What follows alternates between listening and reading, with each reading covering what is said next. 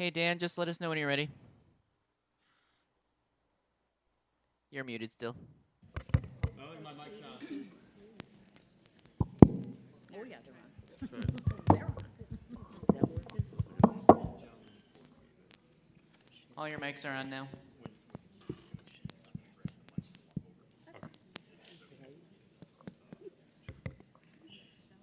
Hello. Mic 3, 2. That one's on. Should be. This one's okay. I don't know if the answer's on. I don't think so.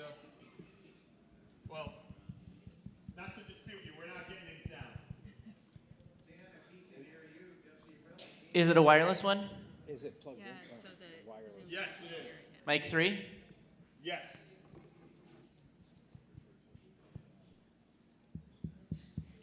It's on.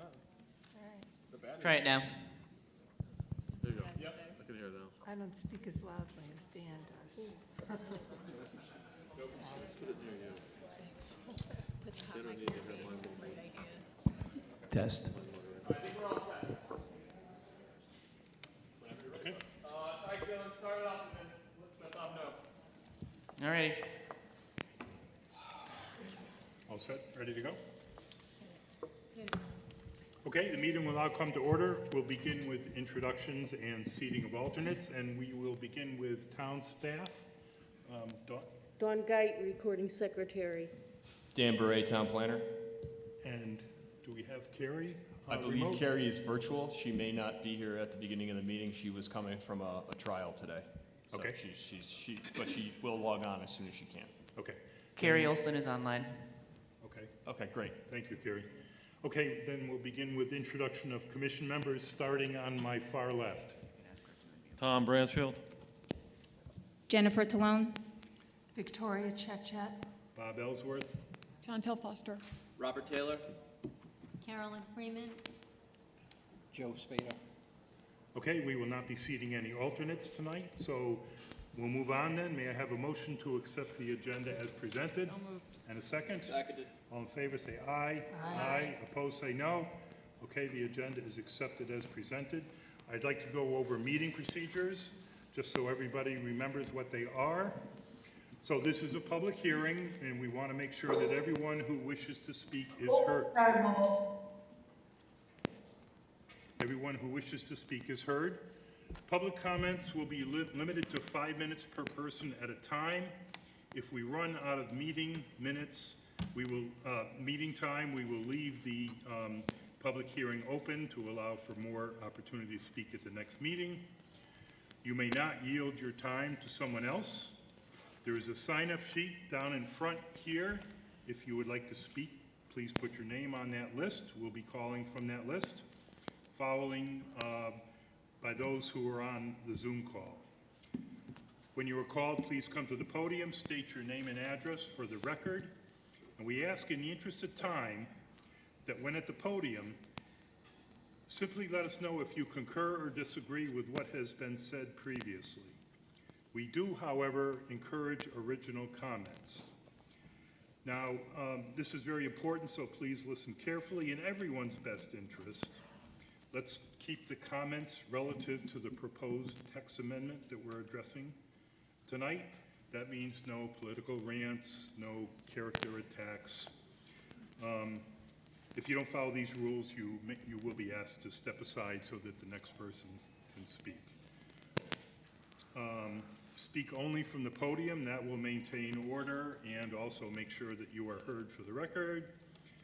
If everyone has had a chance to speak and you have additional new comments, you may sign up to speak again here at the front of the room. We cannot go past 9:30 p.m. tonight as we have a hard stop due to the facility here. If you have submitted a letter in writing, rest assured it will be entered into the record and viewed by the commission. What is at issue for this application is a change of language to our zoning regulations. There may be some material that's presented tonight that is site-specific. We can use our discretion, we the commission can use our discretion in hearing some of this, but the commission is evaluating this proposed text change based on the approval criteria set forth in the town's comprehensive plan, POCD, and section 10.3.d of the zoning regulations. if you do have questions, please direct them to me as the chairman. I will do my best to answer the question or direct it to the appropriate person. So, those are the meeting procedures. We will now move on to the public hearing. This is a continuation of the public hearing for application 23-16. Proposed amendment to the Portland zoning regulations, change to section 9.17.1 to increase the allowable MUD residential units to 350 from the current 240, and to increase the ratio of allowable apartments from 16 to 21 per 5,000 square feet of commercial space. Change to section 9.17.5.e to allow the sum of the total commercial area to include any single upper floor to the total commercial area where only the ground floor counts currently. Application of BRT DeMarco PTP LLC. So again, this is a continuation of the public hearing from a couple of weeks ago. I believe the applicant, Mr. Bertram, would like to make some opening remarks before we resume questions from people who had signed up at the last meeting and didn't get a chance to speak. And then anybody who has signed up new to speak tonight will also have a chance. But we thought Mr. Bertram has some comments that are important to make prior to us doing that. So if you would, please. Thank you. With Dave Daniels for a moment, and then I'll speak, and then Joe Balskis from VHB. So, thank you. Good evening. I'm Dave Daniels, representing Bright Ravens. I just have a couple of brief remarks. Could I have a slide, please?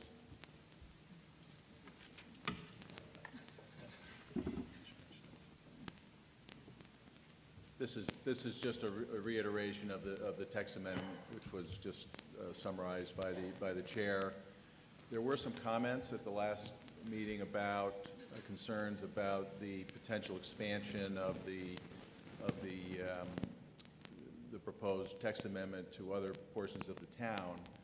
So we did come up with some language that, again, it's not something that Bright Ravens is requiring, but it's just for the commission's consideration. If I could have a slide.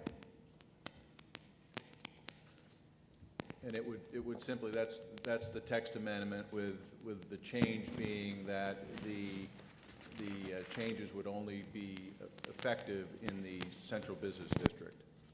So that would address that concern. Again, that's not something that Bright Ravens is saying they need to have, but it's certainly something they would be receptive to.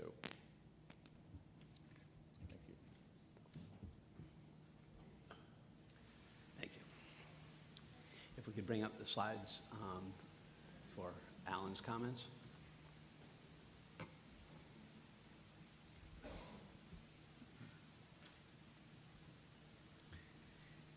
Alan Monkintrick was unable to be here this evening, and so I'm reading a letter that he had submitted on his behalf.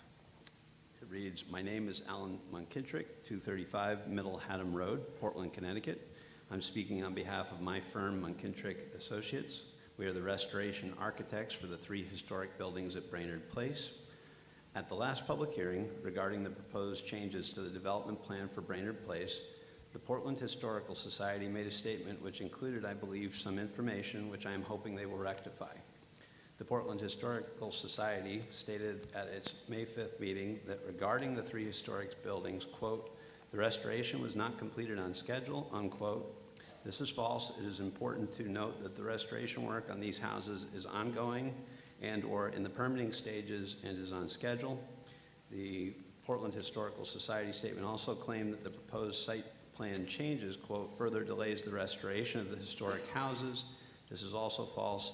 As I noted, the restoration work on these houses is ongoing and or in the permitting stages and is on schedule. The Portland Historical Society statement claimed that the proposed site plan changes, quote, retreats from the full restoration to simply exterior restoration, unquote. This is also, unfortunately, misleading.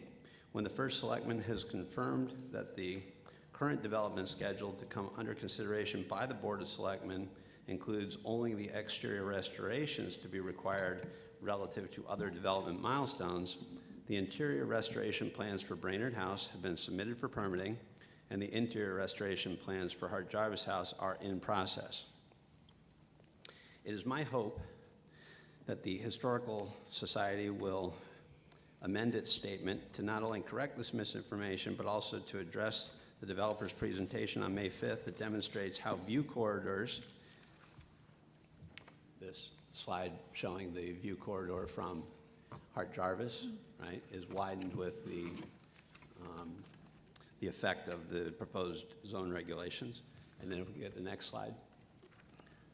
That one was Hart Jarvis, and then this is the view off the back of Sage also being materially improved. The view corridor to the three historic buildings from Lower Main Street are actually widened as a result of the change in footprints to the adjacent buildings. If we go to the next slide, please. Can you zoom in, zoom in, I guess, so that you can see both of them in their entirety? Or maybe zoom out, I'm sorry, zoom out.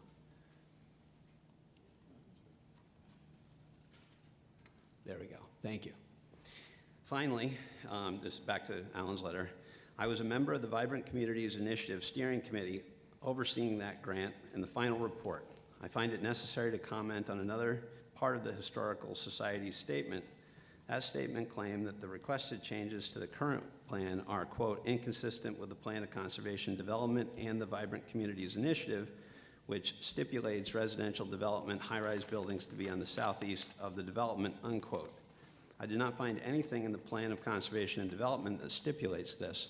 In fact, the VCI report referenced by the Historical Society included 3 recommended development concepts. The first of these 3 concepts, Concept A, in fact, shows a 3rd residential building spanning across the south side of the site. So the top graphic is what he's referencing there. So that's the 3rd building, again, for scenario A within the VCI report. Its footprint is significantly larger than that being proposed. I respect the community's engagement and input on the proposed changes to the development plan for Brainerd Place. It is my only wish that the town, the Planning and Zoning Commission, and the Board of Selectmen consider this plan with the correct information regarding the 3 historic buildings. So I had said I would read that today.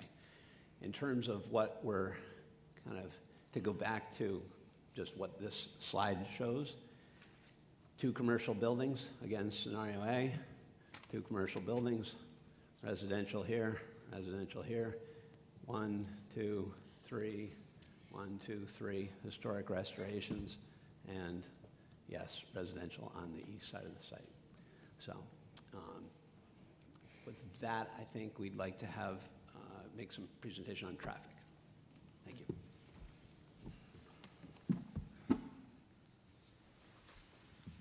Can you pull the presentation?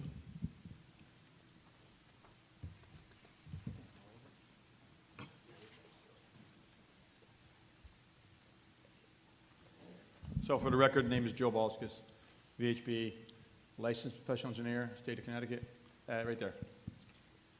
The architecture one? No, Brainerd Place one. Traffic. Thank you.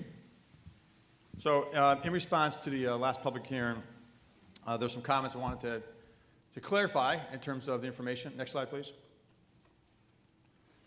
So the letter we submitted in support of the change highlighted 4 uses. So this is a table that basically breaks it out. Try to make it look clear for everyone to understand what's actually happening with the land uses. This is a trip generation summary. It's the afternoon peak hour. That's our biggest peak hour. Our land use is on the left side. Our change is over here, and our afternoon trips are over here. So from low-rise multifamily housing, that's what we're using here, we have plus 70 trips. And as I said 2 weeks ago, we are adding traffic residential. We are adding residential traffic. We're also adding a restaurant.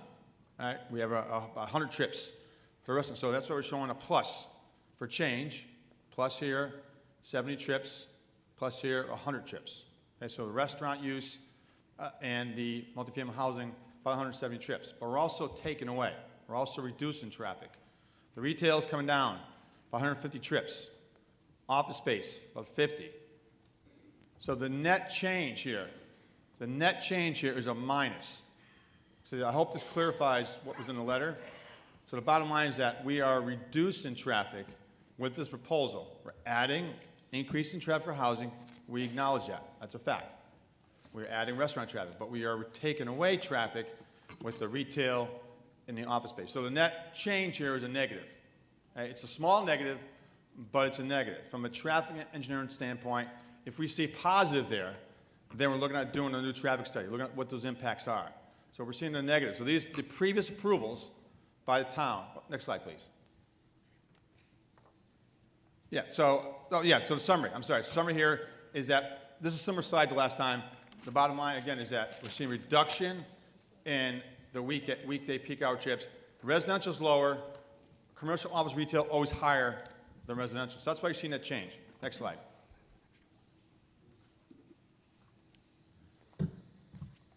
So there's some comments made last time. I want to make sure it's on a record. I'm a licensed professional engineer. The site access is not dangerous. All right, the comment was made. The site access is not dangerous. All right, and that's supported by my own testimony, by the town Plan and Zoning Commission, from the existing approval, from town police and fire department, as well as the OSTA and DOT. So let me be clear, the access is not dangerous. Parking spaces do not equal traffic generation. There was a comment last time about you have all these parking spaces, it's all traffic. That does not equal peak hour generation. And there's also a comment about all the traffic out there, the signals. They will be coordinated. That's why we have a state approval. We had to go through a long process with the state to get it approved. They will be coordinated. And the last slide, I just want to go through a couple things about, we heard a lot about congestion and traffic volumes out there. So this is 2006 data. 2006 data we're showing up here. And if you look at 2006 data, we are showing 23,000 vehicles per day on Route 66. Okay, make sure I'm clear with that. Right here. And then you also see over here, 5 o'clock, 2,000. 7 a.m., about 2,000. This is 2006.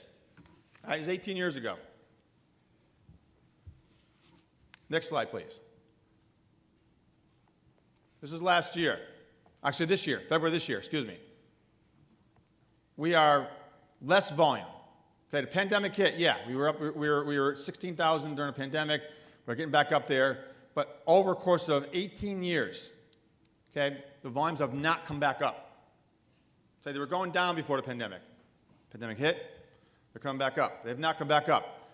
And the peak hour volumes are way less than the 2000s that we talked about, okay? All right?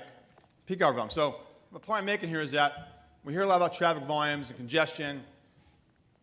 It has gotten better, if you will, in terms of the volume. The volumes have been reduced from 18 years ago. I've been in town 34 years.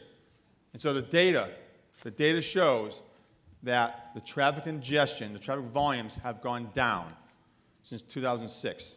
They're not coming back up. So make sure that's clear. The project itself is generating less traffic with this proposal, reduced traffic. It's not dangerous. We have improvements approved by town and state agencies. And therefore, this proposal will not have an impact to the road network because it's reducing traffic volumes with the proposal. Thank you.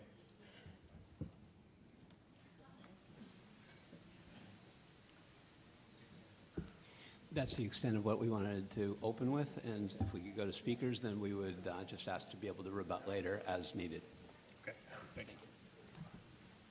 So I guess now we'll open it up to resumption of questions from the public, and I think you wanted to make a point, Dan? Oh, yes. Clarification on the list? Yeah, and I'm sorry to these 4 people. I had left round 2 out to cross out a name for a speaker who couldn't speak, and 4 people had signed up when I needed them to sign up for round 3. So the 4 people, and just saying this just to make sure that you don't feel like you're being skipped, the 4 people were Lois Vinciletti, from 1 Joel Drive, Norm Edmond from 20 Hall Hill Road, Bruce Morrison, 109 Stewart Hill Road, Linda Yo, 84 High Street. So what I did was I wrote your names in order on the round 3 list. So once we get to round 3, we certainly will be more than happy to listen to your comments. So without any further ado, John Neiman, 2 Gloria Heights. John, thank you for being so patient.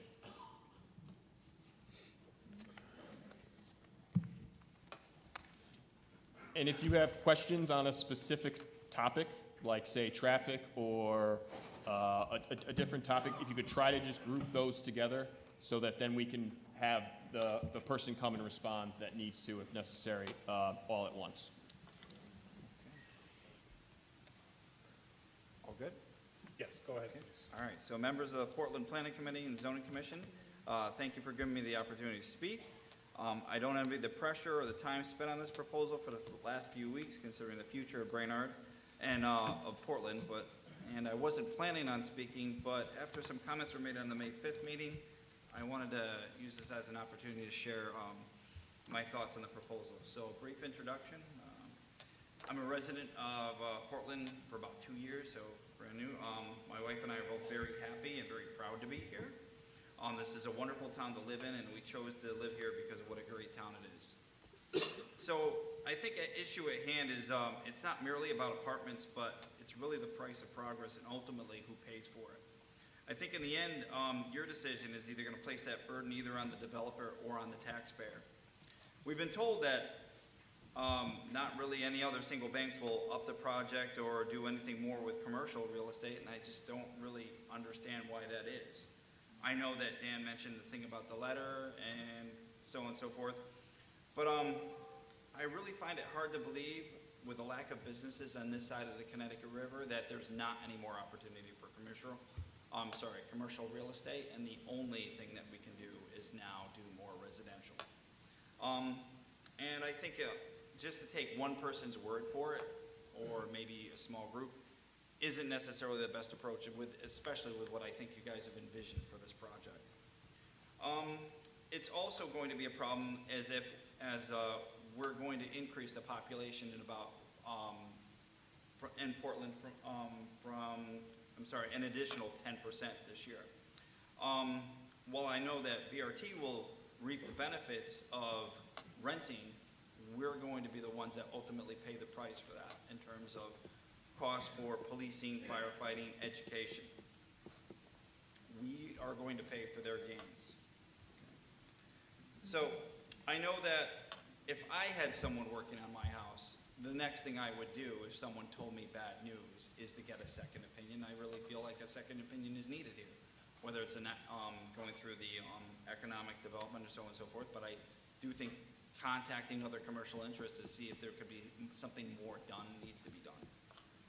As for the traffic, I know that it's been mentioned that parking spots don't equal additional traffic, but people are going to be leaving from those apartments, going onto the road, and adding onto that traffic. And I know there's an estimate with how much commercial traffic would be, but I do think that, again, that's another thing that needs to be evaluated.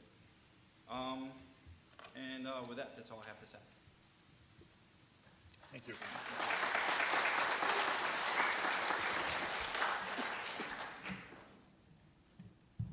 Okay, this person didn't write their name, but I will need your full name and your address. It's Good Citizen, Portland?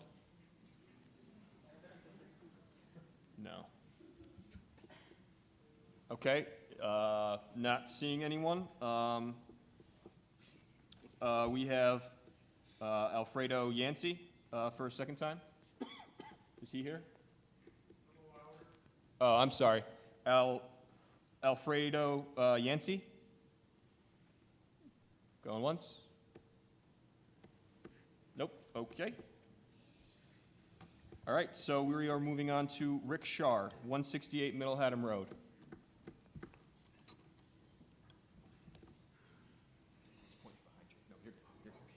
The lady behind you wanted.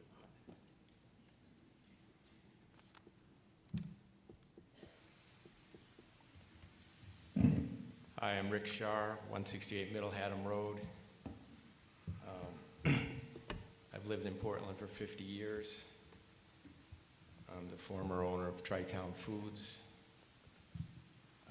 My father developed the Portland Plaza, where Adams is now, or added on to it. He wasn't the original builder. But, I'm a former member of the EDC and the Board of Selectmen.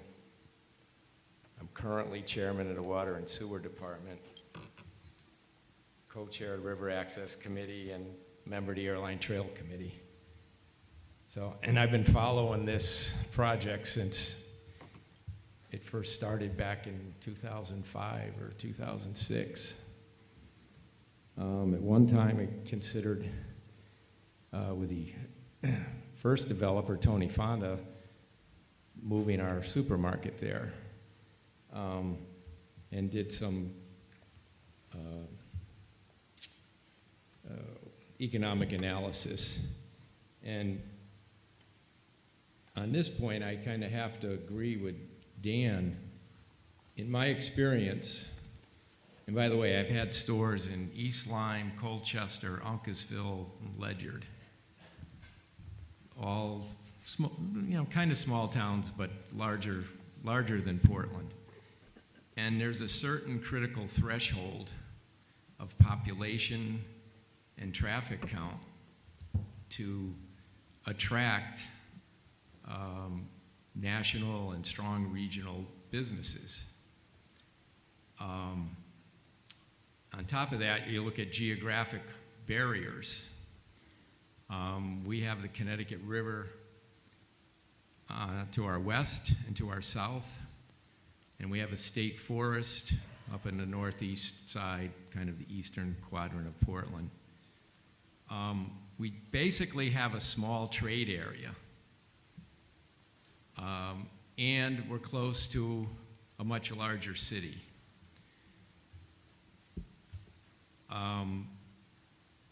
We have a population that I think is under 10,000 people. And I found in my experience, when McDonald's wanted to come to Colchester like 20 or 30 years ago, until the town had 10,000 people, they weren't even going to consider it. I tried to get an Aldi's into Colchester, right in the center of town on a 2-acre parcel. They said, if you don't have 20,000 people, we're not going to consider you. And I gave them all the traffic counts and stuff like that. They just don't care. The bean counters in their corporate offices don't care. So I'm not up here necessarily saying we should go from 240 to 350. I don't know what the right number is. But I do know we shouldn't kid ourselves. We're a small town surrounded by bigger towns. And the idea that, it's amazing that we got a Starbucks, by the way. I don't know how you did that, but. So I also feel that we're kind of off the diving board with this project. So we need to try to strike some sort of compromise to get this thing finished and stop being an eyesore. I mean, we don't want a half-finished project, and I think we just, cooler heads need to prevail to get this thing across the finish line. And I know there's been some, strong dissenters, but I think for the zoning commission, you really have to study this and think about what's in the best interest of the town overall long-term versus what's maybe in the best interest of certain special interest groups. I'll admit, when the first project, when Tony Fonda had the project, I was against a big box store. I still am, but part of that was because I had a grocery store in town and I didn't want another big grocery store. Pardon? Excuse me. Sorry. Okay. Nothing from the crowd, please. But I don't think this site is anywhere. We're not even considering a big box store now. We've moved on from that. But but even some smaller retail, it's a tough market to get national players. So with that, I'll just say let's have cooler heads prevail and try to work out some compromise here to get this thing finished. Thank you.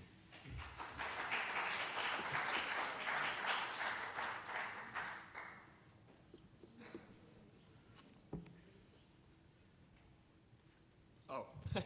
Yep, Sorry. You're on. Sorry. Okay. Yeah. Okay. We're on to round 3. Mesmerized by this. Well, it's just been a lot of this.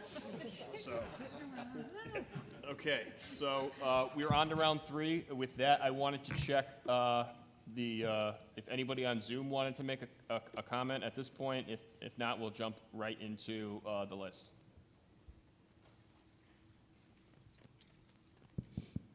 Yeah, I got some. Oh, no, Zoom. If you wanna sign up, you certainly can. If you are on Zoom, please send a message to the chat or raise your hand. No, I'll call your name. I'm getting the town plan. Yeah, of course. Nothing? You know what, Dylan? We'll throw them at the end of round 3 at this point if nobody's. Yep, we have nothing yet, but I'll let you know if we get any. Okay, thank you. All right, so with that, we'll let this gentleman sign up real quick, and then we'll jump into round 3. And I will have a round 4 sheet for you. If you'd like to make another comment, we can try to accommodate you as long as time allows.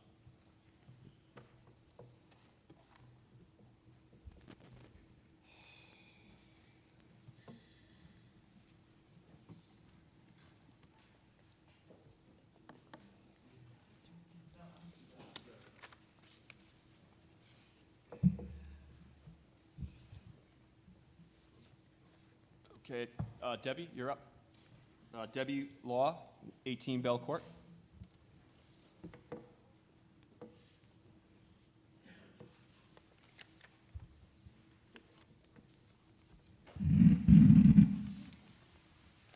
Debbie Law, 18 Bell Court. There are a few rhetorical questions. I would appreciate you waiting until I finish, should anyone wish to respond. Mr. Bertram, I appreciate that you've said no to a $3 store in town. I truly do. I'm very appreciative. However, this really is a matter of integrity. I'm grateful that you're a man of integrity in this regard. After all, this project is part of your legacy and your work product.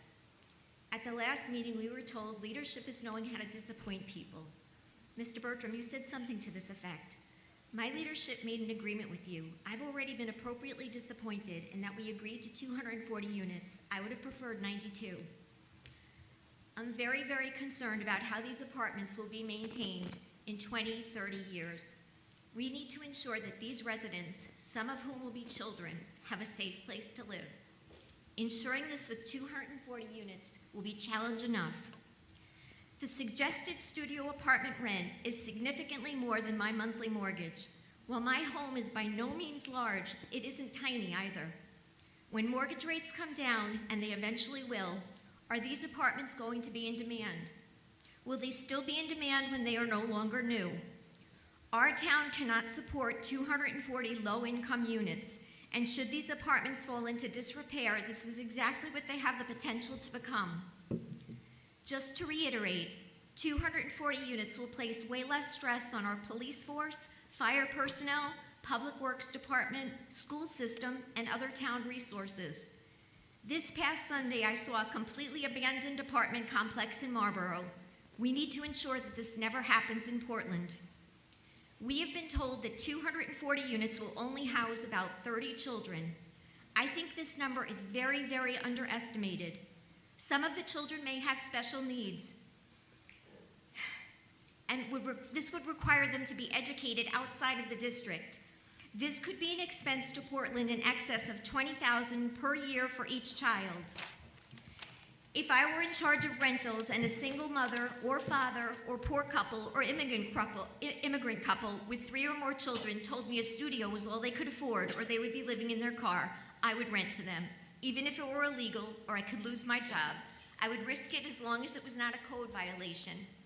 Many brick and mortar stores are closing, but there is still a significant demand, especially in this specific area. We are not a Glastonbury Somerset Square, but we could be a middle-class America Somerset Square that would attract the surrounding towns to us. Wayfair is starting to open brick and mortar stores, and a clean makeup company, really any eco-friendly store, would attract younger generations. We agreed to 240 apartments. This is part of your legacy, honoring your word. You spoke of your uncle a few weeks ago. If I were your uncle, I would want to see you adhere to an agreement way more than I would want a building or street named after me. It may be much more difficult now and perhaps less profitable, but I know you can more than successfully achieve this. The entire world would be horrified if a judge changed the race course in the middle of an Olympic event. I don't see how this is any different. I'm respectfully asking you to successfully bring our original agreement to fruition, what we entrusted to you in good faith. Thank you in advance for being a man, people of your word, and for helping to build an apartment complex where families, where children can safely live now and for generations to come. Lastly, living through the Great Depression, serving on the beaches of Normandy, or serving in Iraq, those are near impossibilities and incomprehensible hardships. This is just a moderate-sized challenge. Thank you for your time.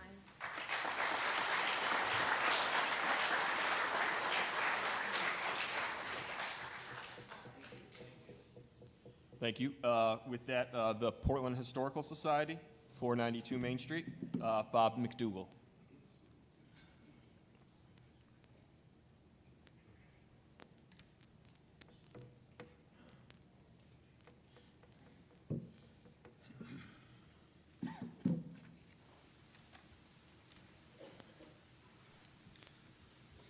Good evening, I'm Bob McDougall, Kristen Drive. I'm a trustee of the Portland Historical Society. On behalf of the society, I would like to make the following statement on application 2316.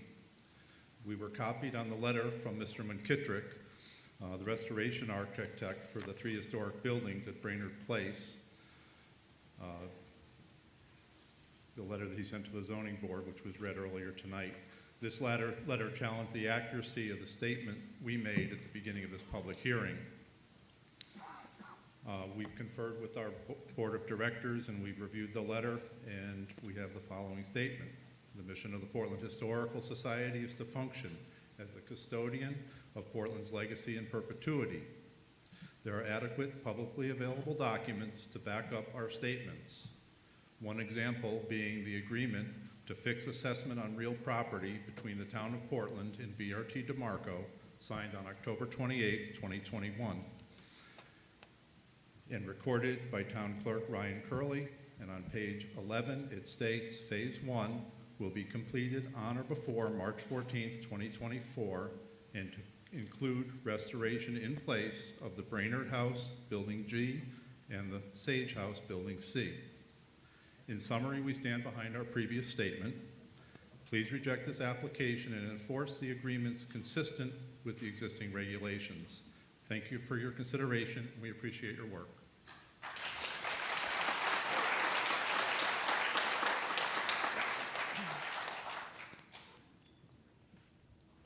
Okay, moving on. Tom Middlemass, 5 Buddy Lane. Oh, yep.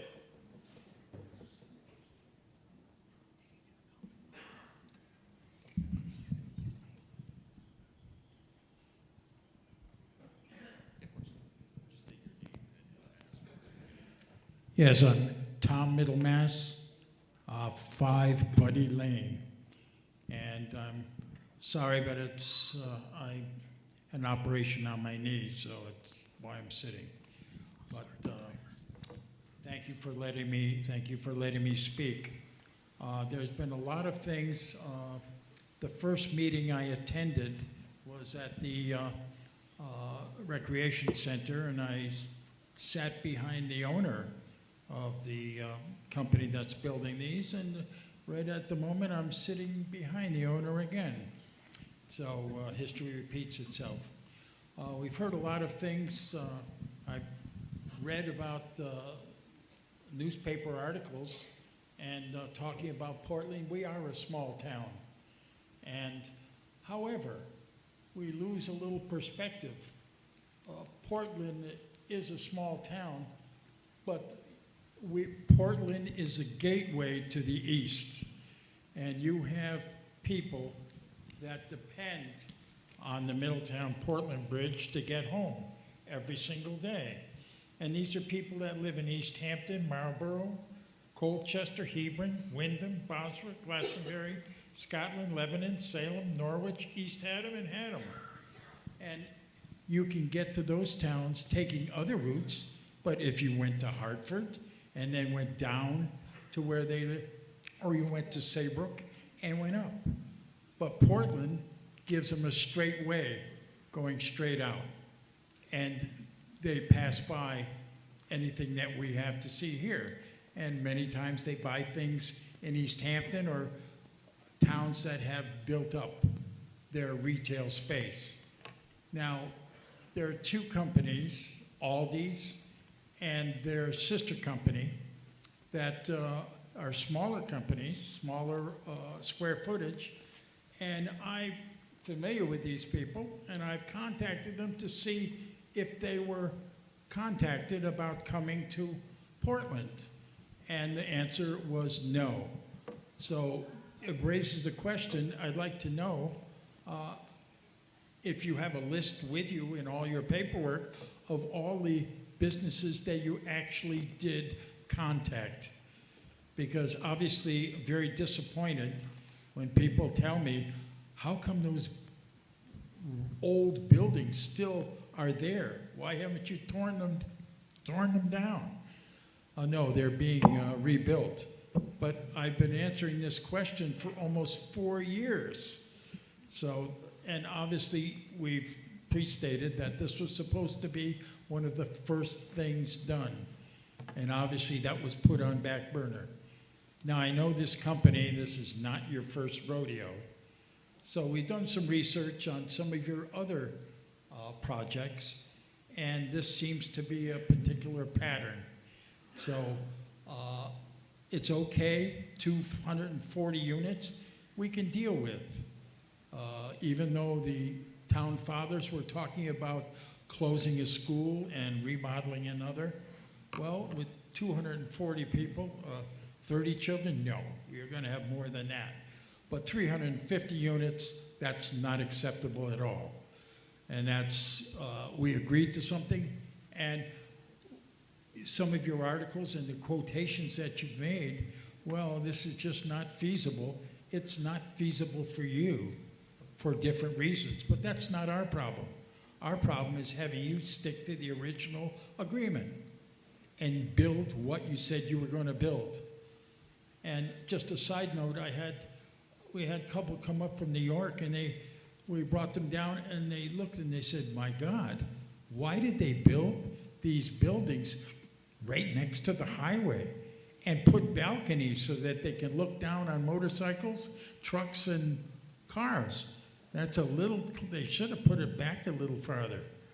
But that makes me think that they automatically were planning on putting more units down the road. But basically, we'd like to have you stick to the original agreement that we did. And we're sorry that you've had economical problems, but for crying out loud, get to work on the buildings, the old buildings, and make the town proud.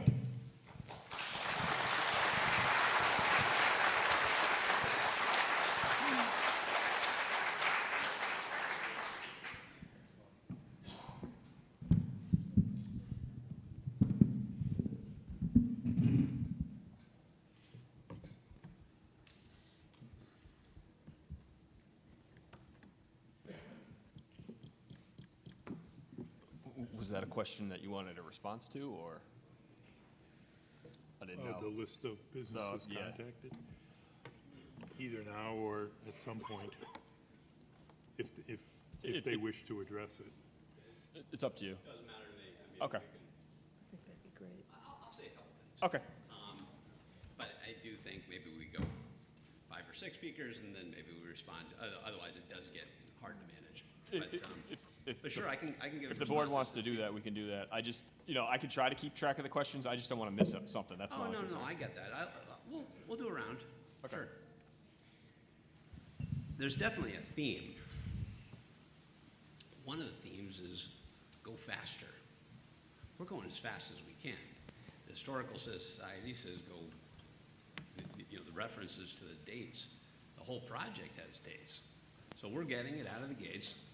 We're not remembering maybe that COVID happened or that we were supposed to be doing 2 historic homes and now we're doing 3. We're certainly very focused on doing this job. The additional apartments are enabling mechanism to do 50,000 square feet of commercial space. The vision is to do higher level commercial space than was previously approved because we have gone through brokers and every broker imaginable. When CVS first was here, one of the things they said is, we'll step forward if you can get a grocery store. Every grocery store was contacted. It's just that this goes back to 2015. We're on the 3rd broker, commercial broker, but we've shotgunned this. So we're here, we come slowly to these conclusions, and to that leadership point, it was disappointing people at a rate they can absorb. And yes, we're here because we don't want the job to stop at the end of 2/3 of the building. We are going to do the historic homes. To the extent that people are focused on that as an issue, it's going to happen. It's basically, they're doing the roof on Brainerd right now. We made huge progress on Hard Jarvis just in the last couple of weeks. So that'll keep going. And we're moving construction people into Sage, and we think it's smarter to go later. As it relates to the, I guess, making the town proud, yeah, that's our intention. That's why we're here. We're trying to show a path forward. And I think I'll sit down and come back after the next group of people. Okay. Thank you. Would you want to do that, Bob? Do you want to wait a couple speakers and I'll keep track of the questions? Okay. Yeah, that's fine. Okay. All right. Next is Ben Serb, West Cotton Hill Road. 139. Well, 139 West Cotton Hill Road. You've probably memorized that by now. Surprisingly, I had to look. Ben Serb, 139 West Cotton Hill Road. I guess I'll start with the letter that Alan McKittrick, who for the record is paid, I'm assuming he's paid by Dan Bertram and his team. He wrote an extremely inaccurate letter in response and that Dan wrote. And I want to point out a few things. So, and here he writes, the restoration was not completed on schedule. Now, keep in mind, he's quoting Bob McDougall. So what I want to point out is in the approved site plan on the 8/18/22 meeting was the modification. That's the last approved site plan for this site. There is a schedule that is to occur on how the site is to be developed. If you guys have read it, it's in the bottom, kind of in the middle actually.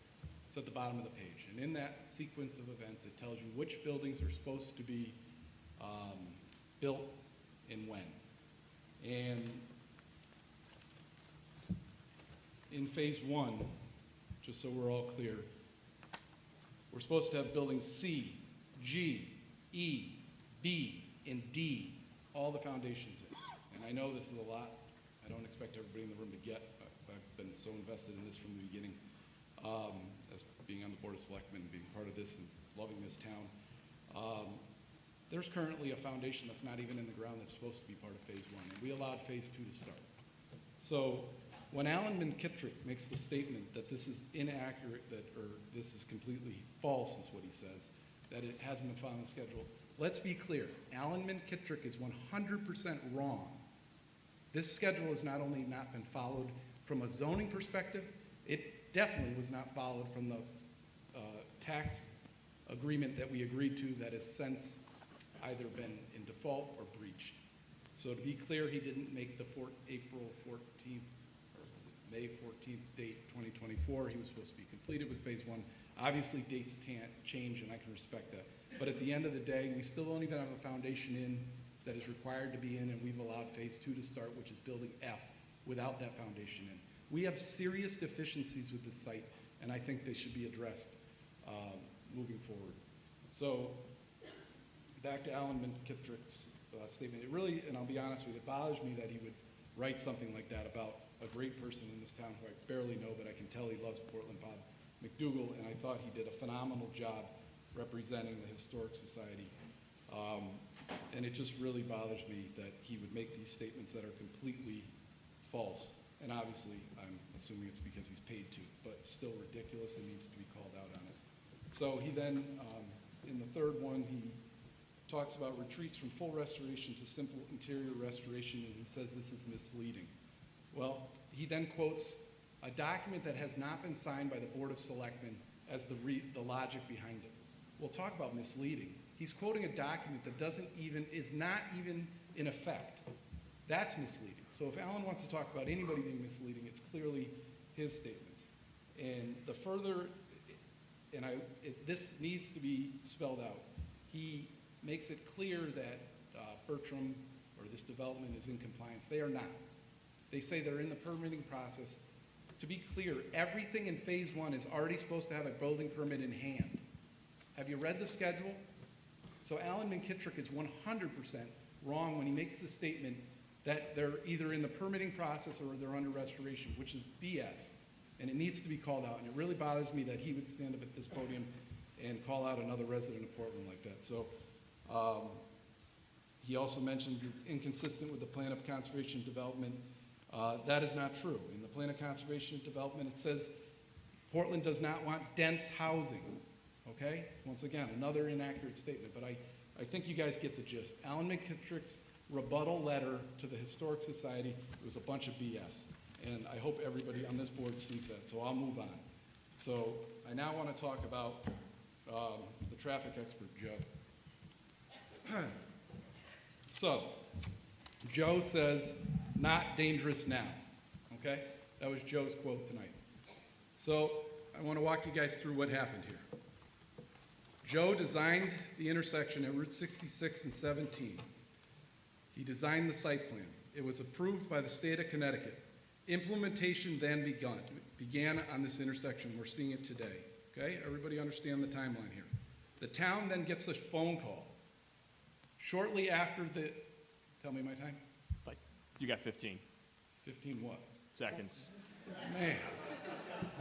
I'm just getting into this. Well, we got round 4, Ben, so why don't you come back to that round 4? I'm going to use my 15 because I'm going to need every minute tonight. Well, you got like 10 now. Come on. I would respect that you paused it during that. So he designed the intersection, approved by the state of Connecticut. The state of Connecticut then makes a phone call and says, get the welcome to Portland sign out of the intersection before it kills somebody. Okay? So to recap on this, designed by Joe, approved by the state of Connecticut, and then someone smarter intervened and said, fix it now. Okay, I'll be back up. I got a lot more.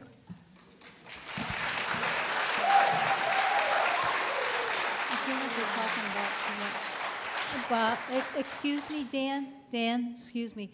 I have a question. Sure. I feel like we're talking about the site. I don't feel like I'm hearing a lot about the amendment. There's certain aspects to the text amendment. It doesn't talk about the historical buildings. It doesn't talk about traffic. It talks about the number of residential units. It talks about a reduction in commercial. And I feel like we're kind of getting far afield.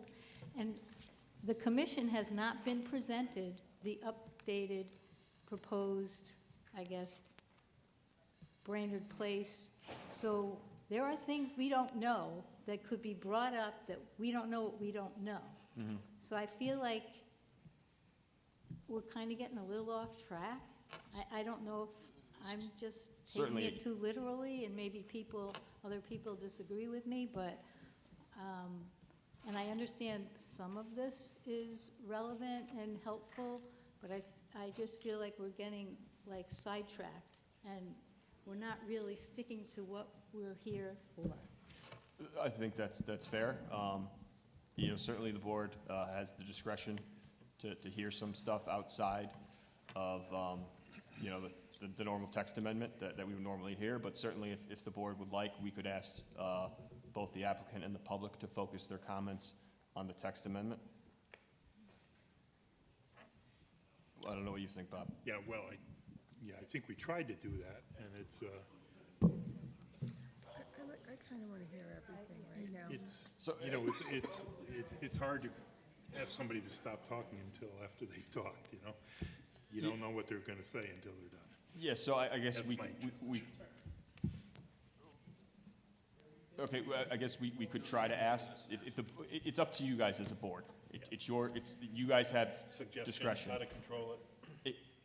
If you would like them to focus more on the text amendment, we could certainly ask them to direct their I statements just to feel that. like there's like probably a whole presentation that we haven't seen, but it's for a specific site. Correct. And we're not here to talk about that.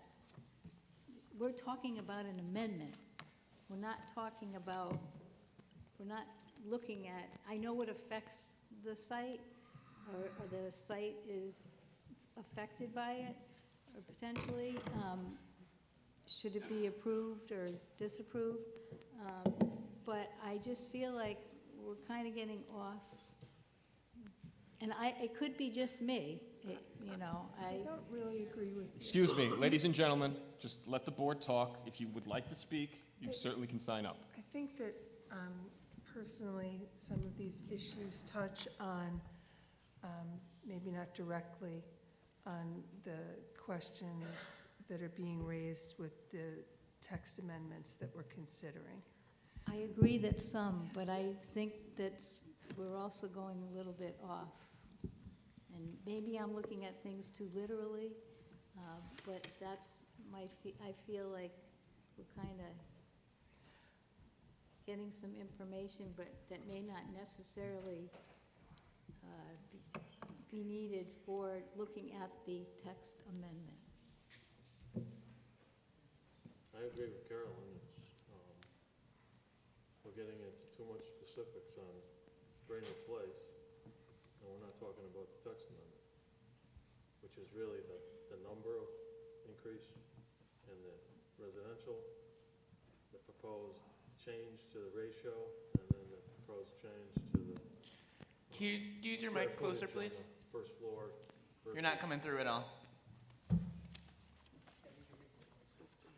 So I would like to see comments more focused on Yeah, that. I don't think your microphone is on. There, do you want this mic? Working. I just want to say I agree with what Carolyn's saying. We need to have the comments need to be focused on the text amendment. And we're spending an awful lot of time listening to traffic questions about specifically to Brainerd Place. It really does. It is somewhat related, but there's a lot more to this issue than just one site. So I get everyone's concerns with that. Yeah, right. But want to make sure that everyone gets an opportunity to be heard. Yeah. And, you know, I get, you know, they might be sidetracked a little bit, might be going off on, you know, side tangents a little bit, but we want everyone to be able to be heard tonight. We want to make sure everyone gets their voices heard, you know, their opinions out there, so that we can make, you know, our own decision. We can, as a board, decide to ignore certain things, not pay attention to certain things, but we want to make sure everyone has the opportunity to be heard. So that's just fair. And I agree with that. I agree with that, but I would like to try to kind of focus it on the things that affect the text amendment and not get, you know, not have such large conversations on things that I know traffic affects it to a certain degree. It does. But there's, you know, there's more to it than the traffic. There's, you know, I just feel like and what keeps happening is it keeps being referenced to a specific site. And I know that there's you know, Brainerd Road is affected by that, but we're not here talking about that site. I feel like it's, you know, so I just wanted to go on record as that. I'd like to go on record as disagreeing. I'd like to hear everything that people have to say that relates to this. Well, I would also, I just would ask that it not get, I've been hearing people like kind of a character assassinations to a certain degree. Yeah, we definitely want to try and avoid that, but the original intent, I think, and we admitted at the beginning, was that, you know, we would allow some site-specific discussion. Yes. And to your point, you know, the discussion about traffic, in my mind, that would need to come into play when we're deciding whether to allow a maximum of 350. I understand that, but we've heard that. I mean, I think it's just getting repetitive is what's happening. I think we did hear some responses to issues that were brought up at last meeting, so. I don't know if your mic is on. Oh. It is. Speaking. Okay. So, yeah. So again, our intent from the very beginning was to allow some site-specific discussions.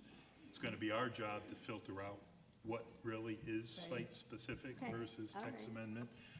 But, yeah, let's keep it, you know, keep the character stuff out of it, keep the political stuff out of it, and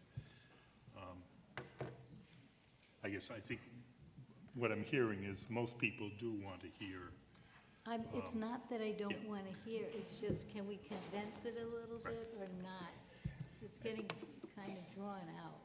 Yep, okay. Okay, so to continue, Lois Vinciletti, 1 Joel Drive.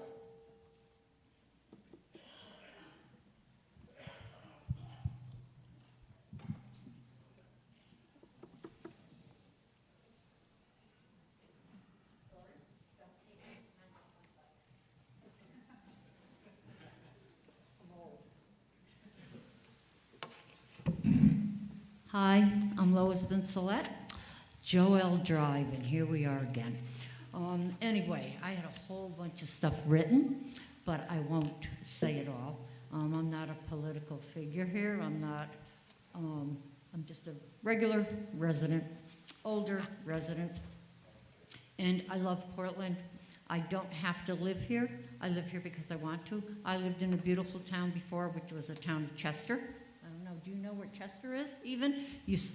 I've read pieces in the paper about how where these developers didn't know where Portland was, it wasn't marketable, and I'm quite frankly getting tired of listening to it. I'm not going to read everything I wrote here, but I do want to say we are a small town. We are a beautiful, safe town. We have many restaurants here. We have lots of other amenities. We have 3 beautiful golf courses here that bring in lots of people.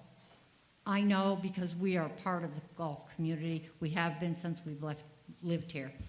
And I want to say that there are a lot of things to do here. We have brownstone quarries. None of this stuff is ever brought up, and I know we're here because of the amendment, which that's my idea about that. Anyway, we have a beautiful Camp Ingersoll for the kids in the summer. We have many other things to do here. Like I said, the Portland quarries, absolutely beautiful. The brownstone quarries that bring in hundreds of people from all over. Nobody here ever talks about that. We're just talking about what we're going to do. I personally hate going by Brainerd Place. I live on Joel Drive, a little cul-de-sac, and to get down to downtown, to get down even to Adams, the grocery store, I would normally have to go by that every day, and I can't because I can't stand looking at it anymore. I go the back way. I go up around Spring Street to High Street by Cumberland Farms so I can go down and just do my grocery shopping. I am getting tired of looking at it. I have family. I have a 23-year-old grandson that lived here with us for 9 years. 8 of those, he went to the school here. He graduated from this school, as a matter of fact, in 2018. And this is a safe town. He has always felt safe here. Doesn't live here in Portland with us anymore, but he works in Middletown. So he is here in Portland 4 to 5 times a week, sometimes more than that because all of his friends are here. I want this to stay a safe place. 240 apartments when it was first out there was 140 too many for me, okay? 100 would have been great. Now 350? I don't think so. I don't think so at all. And I hope you people that have probably the last say about this will think real hard about our town and our safety, because I am an older resident, but I'm in great health and I'm not going anywhere. And I have family that will be coming here, maybe when I'm not here anymore. But I hope to God I see someday that that place is finished and that there is not 350 apartments sitting there. That's what I hope I don't ever get to see. For the safety and the beauty of this wonderful town. We're a small town, and I want it to stay that way, okay? We have been compared to everywhere. Glastonbury, which I like Glastonbury. I go there a lot. We go to Maggie McFly's. We go to some restaurants up there. But I love this town. And I just want us to be safe. I don't want us overloaded with people. I said that the first meeting we were here, I guess. I don't want our town to be overloaded with just people.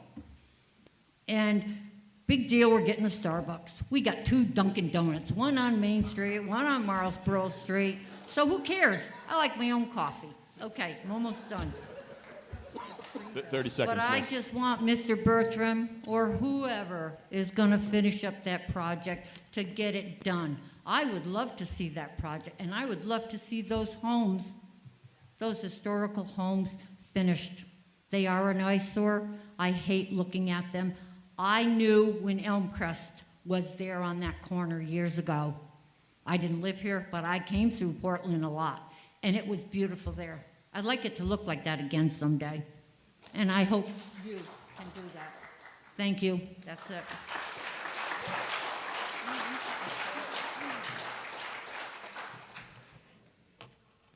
Okay, moving on. Norm,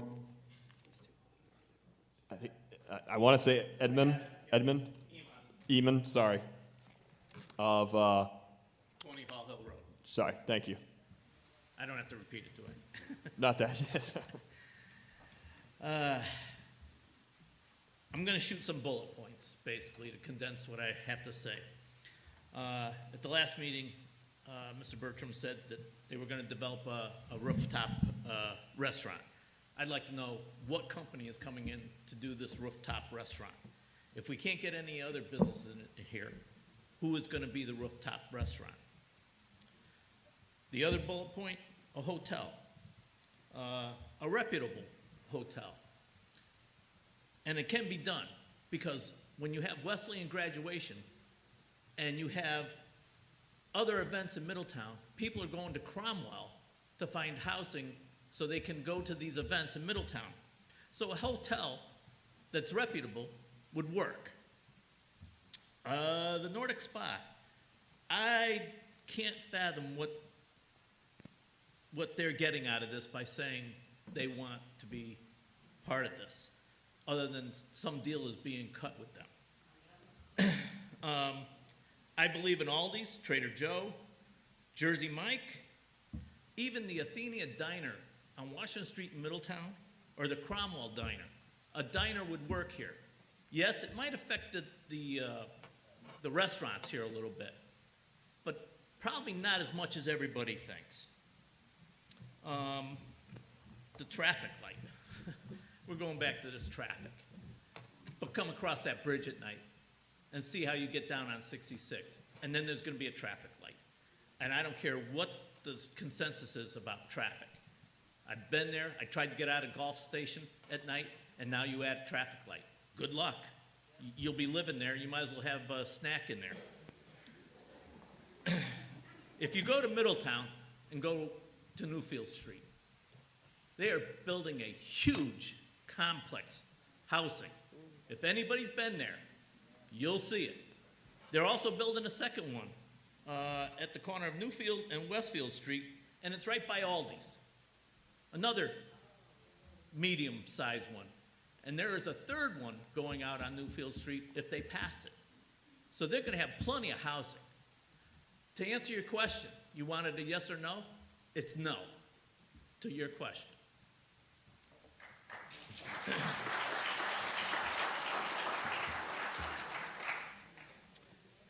The welcome to Portland sign. I know Ben's going to touch on this, but I'm going to also say it. That sign was supposed to stay there.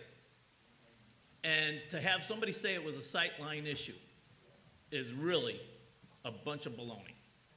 Because you sit there at the traffic light by Walgreens, and that's not a traffic sightline issue to the right, is unbelievable.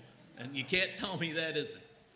And then try to come up underneath the Portland Bridge on the Middletown side, and you look at a big wooden sign to tell you all the businesses that are down on Johnson Street and people coming up of Route 9, crossing the bridge. By the time you look and you leave, they're beeping the horn and they're waving you off. Believe me, I've done it too many times. I don't believe our sanitation plant could take the amount they're looking. Our sanitation plant is in trouble. I don't care who says it's not. There's going to have to be work done there. And it's going to fall on the residents of this town. And it's a shame. It's a real shame. And I don't believe we have a fire trucks enough that could handle what's going on if you put 350, 240. So here we are back to the Board of Selectmen on a budget. That the school budget is out of control. As far as I'm concerned, it needs to be cut a little bit. But every time we say that, it comes down to, gee, the special ed kids are going to lose out. I don't even want to hear that anymore. So what I'm going to say in the end here to you as a commission, a board, what decision you make isn't just for you. It's for everybody sitting in here. And you got to make the right decision. So please get it right, because it'll affect this town for the rest of this life of this town, if it survives. Thank you.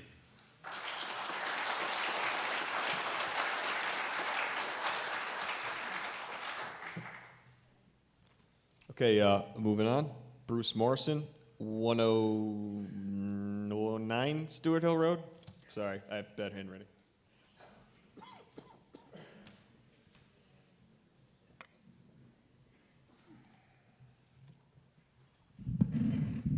Bruce Morrison, 109 Stewart Hill Road. I've been coming to these meetings for the last 8 or 9 years. Back when this whole project started, it was in infancy. The most incredible thing I've seen in those 8 or 9 years is the amount of people that have come out to these last 3 meetings. More people came out to these last meetings than they came out to the budget referendum that this town had last week.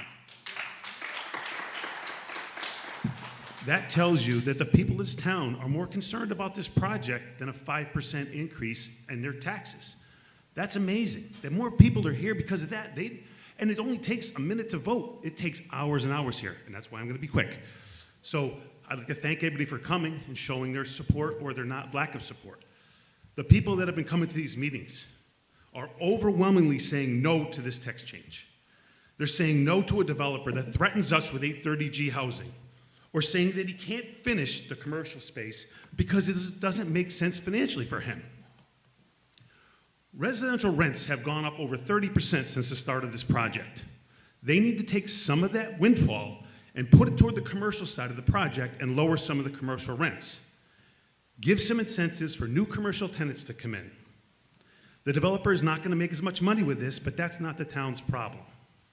We had an agreement with this developer. We need to hold the developer to their part of that agreement. The people of this town, residents of Portland, have resoundingly spoken against this text amendment. And this board represents those people. We ask you, as residents of Portland, please vote accordingly. Thank you for your time.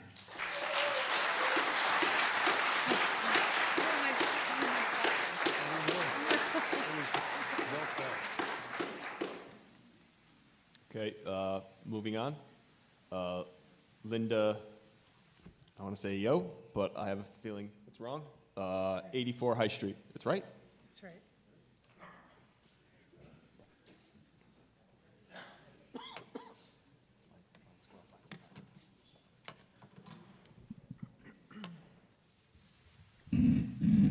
Hi, Linda Yo, 84 High Street.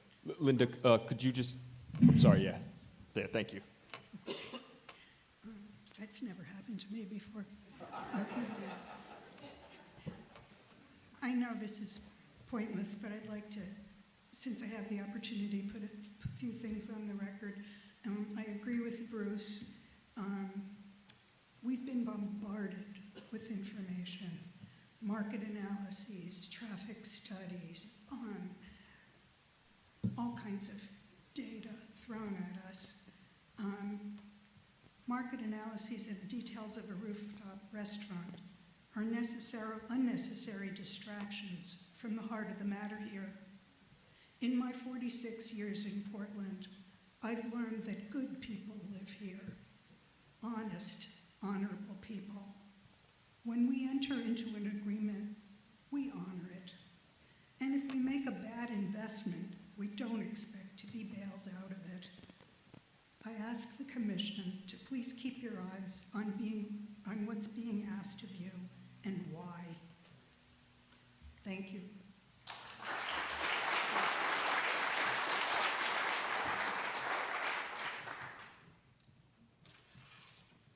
Okay, Terry Grady, 16.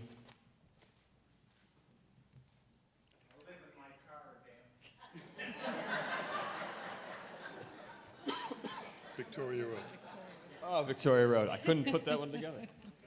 Terry Grady, 16 Victoria Road. It does say that there. I know,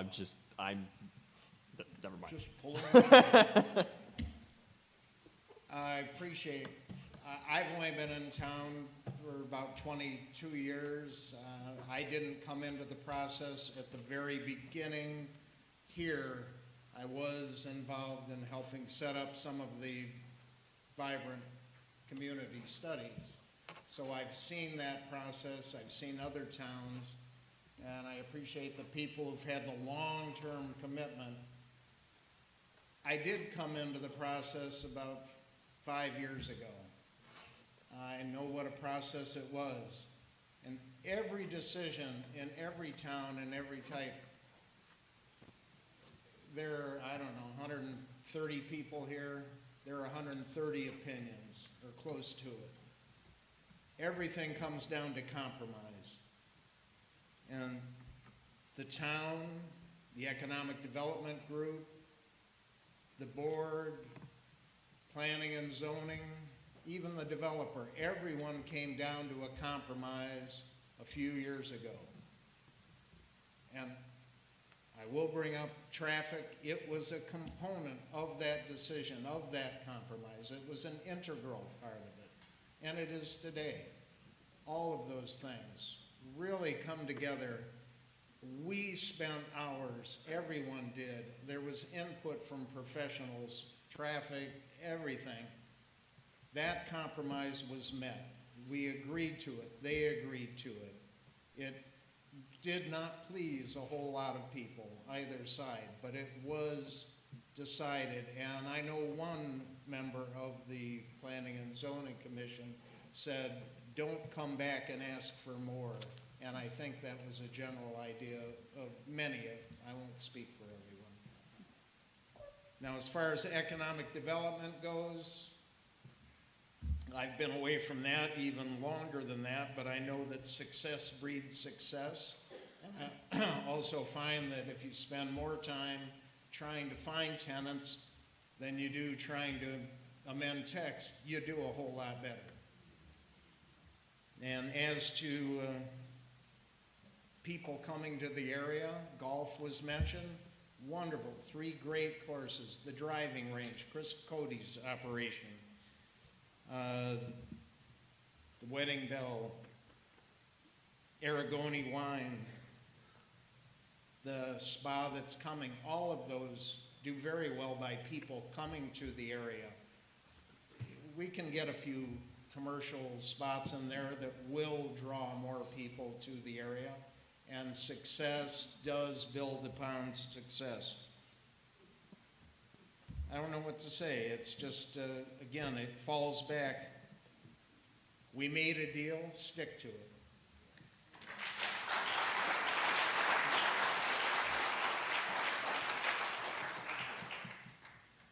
Okay, moving on. Ryan Curley, 795 Glastonbury Turnpike.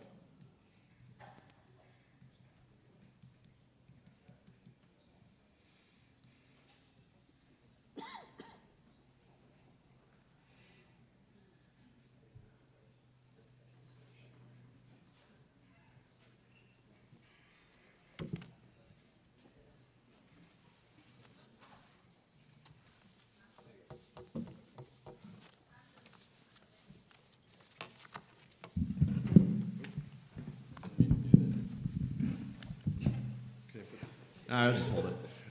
Ryan Curley, 795 Glastonbury Turnpike, Portland, Connecticut. Let me start out by saying that I do not want to be here right now. This is not something I want the Planning and Zoning Commission to look at this. And I agree with Rick Shar that this does need to be looked at objectively. I want cooler heads to prevail on this. Look at the facts, and I understand. I get it. I've been intimately involved in this lately. I've been hearing about it in town, obviously, like you all have, forever. I think we're all tired of hearing about Brainerd Place, to be honest.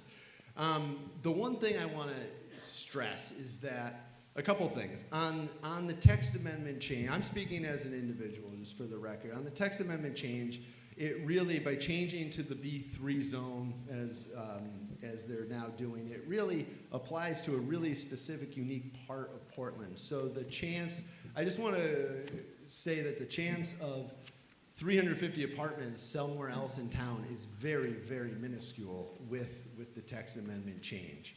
That's and as stated in a memo, I believe, by our planner. Look, I get it. If we don't want this, we don't want it. But my fear is we're going to be left with, we're getting 240 apartments whether we like it or not. That ship sailed in 2018. I think that, so coming in, I came into this. The plane's in the air, and I just wanted to land, to be honest. And so if, my fear is we're going to end up with 240 apartments and a Starbucks. And if that's what the town wants, then that's fine. But the truth of the matter is this is a pre-COVID plan in a post-COVID world. You have to remember, this plan is from 2018. I want to hold the developer to what we can hold him to, but he can't perform miracles and get commercial where there's not commercial. And believe me, this is the Hartford Courant 2 days ago. The market wants apartments, not retail. I mean, you can look, there's plenty of articles out there that talk about this, and I just want the town to be aware. Believe me, I want to hold the developer to what we can hold him to, but that is the truth of the matter. Another truth is that the plan as amended is still over 83,000 square feet of commercial space. So, just to put that in perspective, because a lot of people say it's just apartments. It's 108 more apartments, but with that, over 50,000 square feet of commercial space is contingent on that. And that's a premium commercial space that looks really good on the corner, better than a dirt pile, which is something that we do risk. And it's a risk. We don't know. If it doesn't go through, if this doesn't go through, I can't guarantee that we're going to have the original plan. The developer's saying that he cannot build that initial building A. So I just don't know what we're going to do, but I do know whose phone's going to ring when there's a dirt pile on the corner of Main Street and Route 66 for another 10, 15, whatever years. I mean, that's the risk that we have to face as a town. And so the Plan of Conservation and Development, the 2016 Plan of Conservation and Development, calls for the completion of Brainerd Place. And I'm afraid that we're going to be talking about the completion of Brainerd Place in not just the 2026 Plan of Conservation and Development, but the 2036 Plan of Conservation and Development. To me, this is just a means to an end to get to more economic development for the town. We love the Nordic Spa is great. This helps to bookend that. But I also want to talk about revenue because there's 108 apartments that are not subsidized by the town. Believe me, I am very familiar with the numbers. The plan brings more value. It's 14, our assessor has estimated that the new plan is a $14 million higher market value, the project. That means, and those 108 apartments are not incentivized will not be incentivized. In the first year alone, we would bring in $812,000 to the town under the new plan. Under the old plan, it's $363,000 to the town. That's a $449,000 increase in tax revenue to the town, 123%. I get it. I want to keep taxes lower, and economic development is the way to do that. And so I get, being up here, I get it. I don't want to be here. It's not politically popular. I wouldn't want to have to run for office being, in that position. But the truth is, in the matter, I believe that there's hard decisions to make, and we need to ask ourselves some questions. As far as children in the school system, we have Ryan, you're times? Just wrap it up. Yeah. Okay. I basically I can talk about every issue. I have a memo. I'm happy to share it. I can, and so, I love this town. I promise. I would never do anything that I thought was going to hurt the town of Portland, and I do promise that. But we can have differences of opinions. I respect everyone's. All right. Thank you.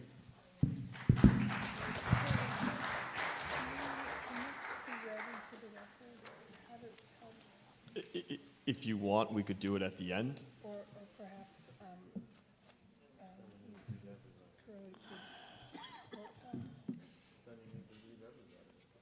Yeah, why don't we go through public comment and then see where we're at, and then we can see whether we would want to entertain something like that. Okay. Moving on. Brad Tolson, 166 Ames Hollow.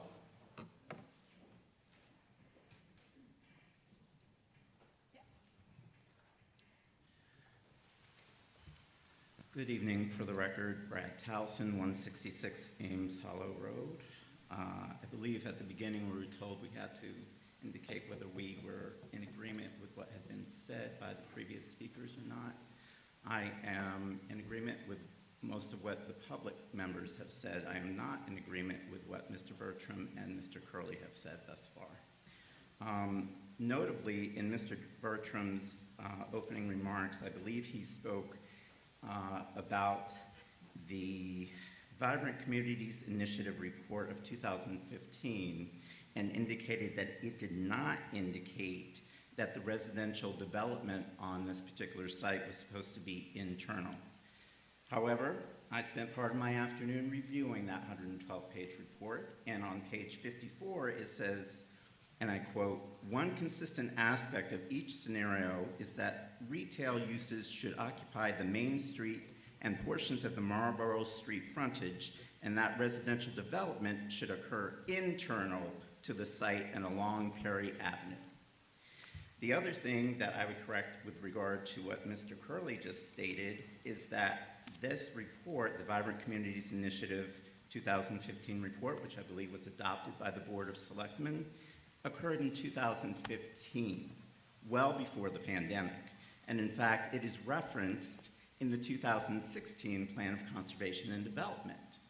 And that is why I'm opposed to this, because I believe that the text amendment, the first part of the text amendment concerning the housing units I'm opposed to, is inconsistent with the town's character. I believe it's inconsistent with the recommendations of the town's 2016 Plan of Conservation and Development, which in turn, for this particular site, as embraces the recommendations of the VCI report of 2015 in that such a residential development does not incentivize a walkable town center.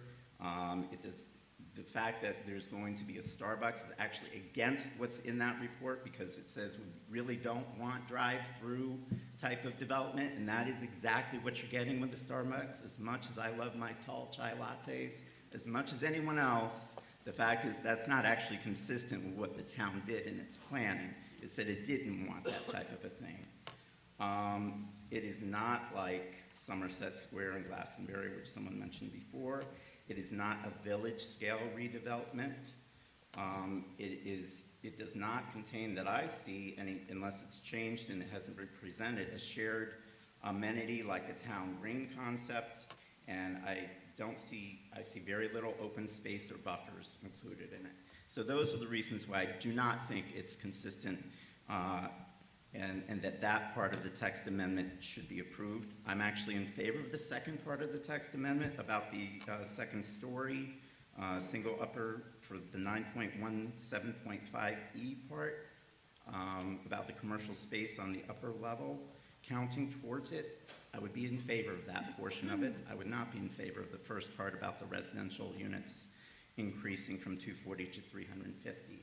And again, all of this, in terms of what the town planned on, is all pre-pandemic. So to come in now and to say, oh, well, the pandemic changed, the fact of the matter is that if you actually read the plans and the reports, they speak to the lack of viability of some of the commercial development in 2015. And the developer should have been aware of that at that point, and should have pivoted and should have understood that and should have determined how to target that commercial space. I mean, there are commercial elements that Middletown does not have. You go to Middletown and you try to buy a new pair of jeans, where are you going to do it?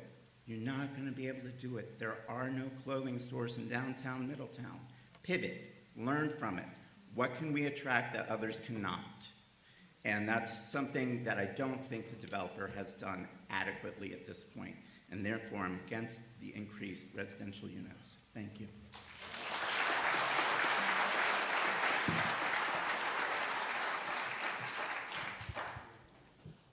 Okay, moving on. Scott King, 65 Homestead Ave.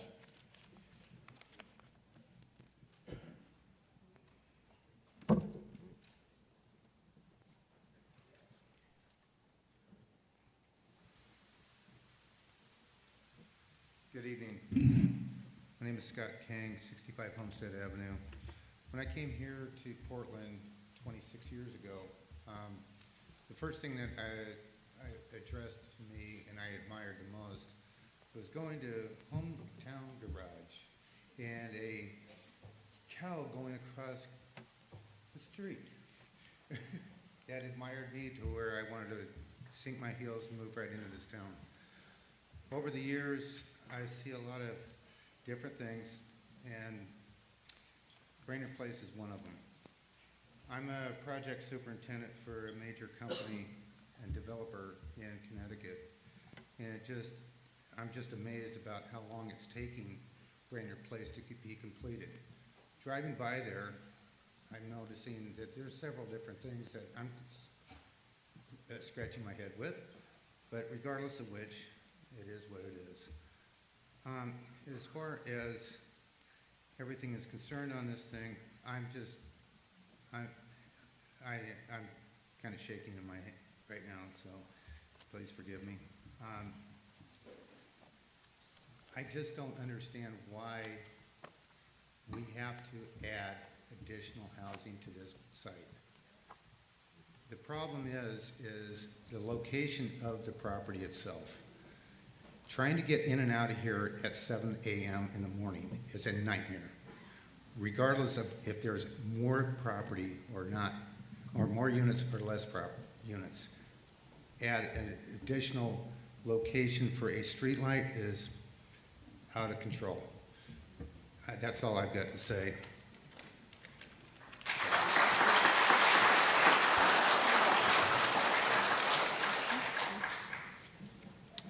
Moving on, Fred Hassan, 315 Main Street. gonna say at 8 o'clock, can we call a break?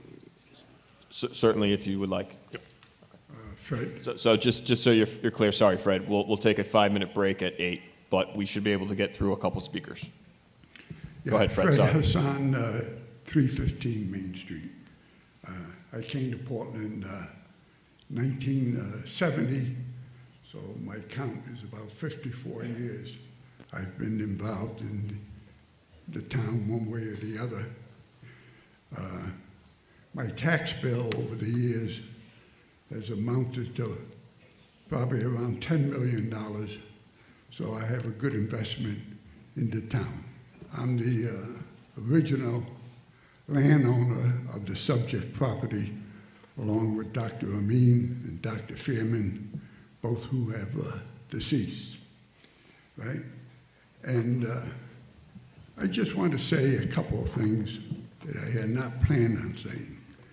One, as far as contacting commercial places of Trader Joe's or Aldi's or any other place, that is absolutely untrue. We contacted every commercial big box store in the state of Connecticut, and we went as far as Rochester, New York, and talked to Wegman. You guys can look that up on your iPhones, which is one of the biggest operators in the country.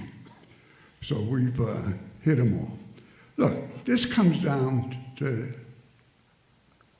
it's all up to the tenant, and it's all up to the bank as what we put there, right? If the commercial tenant doesn't want to come, you cannot finance this. You need a credible commercial tenant in order to get bank financing. You don't build this project of this size out of your piggy bank. You don't have enough in the piggy bank to handle this. We hire experts, engineers, architects, land surveyors. Originally, when we were trying to do this with Tony Fonda, we spent over $1 million just on these experts, the engineers, right? I'm sure Dan has spent more than that. You have to take somebody's input as to what's going on here, right? And you have all these experts telling us this is what you have to do, right? And then we have everybody's opinion. As Mr. Curley stated, you got to believe the world we're living in today, right? If you can't get commercial tenants, you need to offset that lost revenue by other revenue, because your infrastructure cost here is so much, and the renovation of the historical houses to please the town is so much that you just cannot not build something and expect it to carry itself. It just doesn't happen that way. So without commercial tenants, you can't get the financing. You don't build it, and under the theory, build it and they'll come. This project is too big for that. So I'm in favor of the text amendment, and there's one other point. Usually who comes to these types of meetings are most people are against something. So I went out over the weekend and conducted a little survey in the town myself. And I went through just commercial tenants in the different locations, right? And I would say that 95% are in favor of more apartments and less commercial space. 30 seconds, Fred. Excuse me, let him speak. Oh, are you done, Fred? Okay, thank you.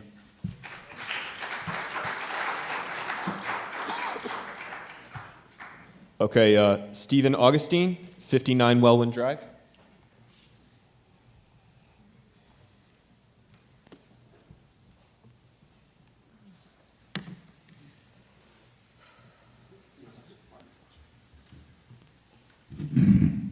Hello, my name's Steve Augustine, 59 Wellwind Drive. I moved here about 5 years ago with my wife. The reason why we moved here is we wanted to start a family, and we loved this small town. We didn't move here because we wanted a metropolis. We didn't care that there wasn't a Starbucks and there wasn't a bunch of retail. We loved this small town. And the idea of adding 350 apartments, 110 more, is really going to dilute this town's personality. And what drew a lot of people here, and a lot of people that have lived here for 40 plus years.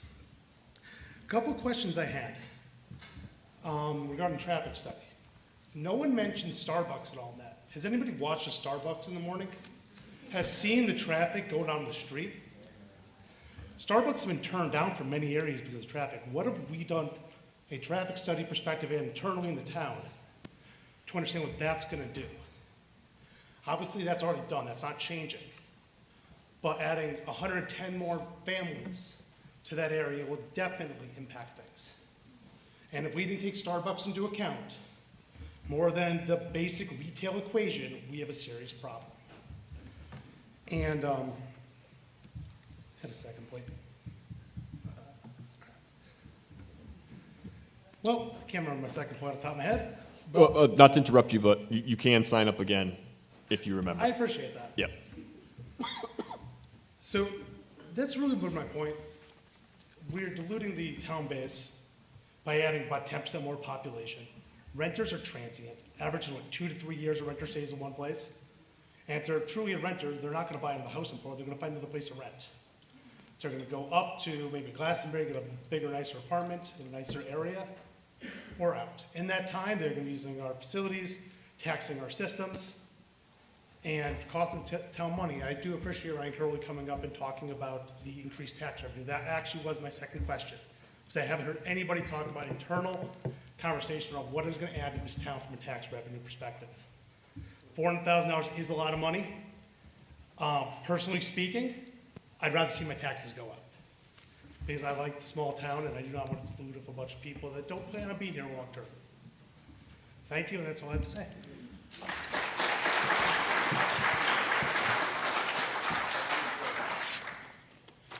Okay, next to speak, Karen Mazza, 13 Perry Ave.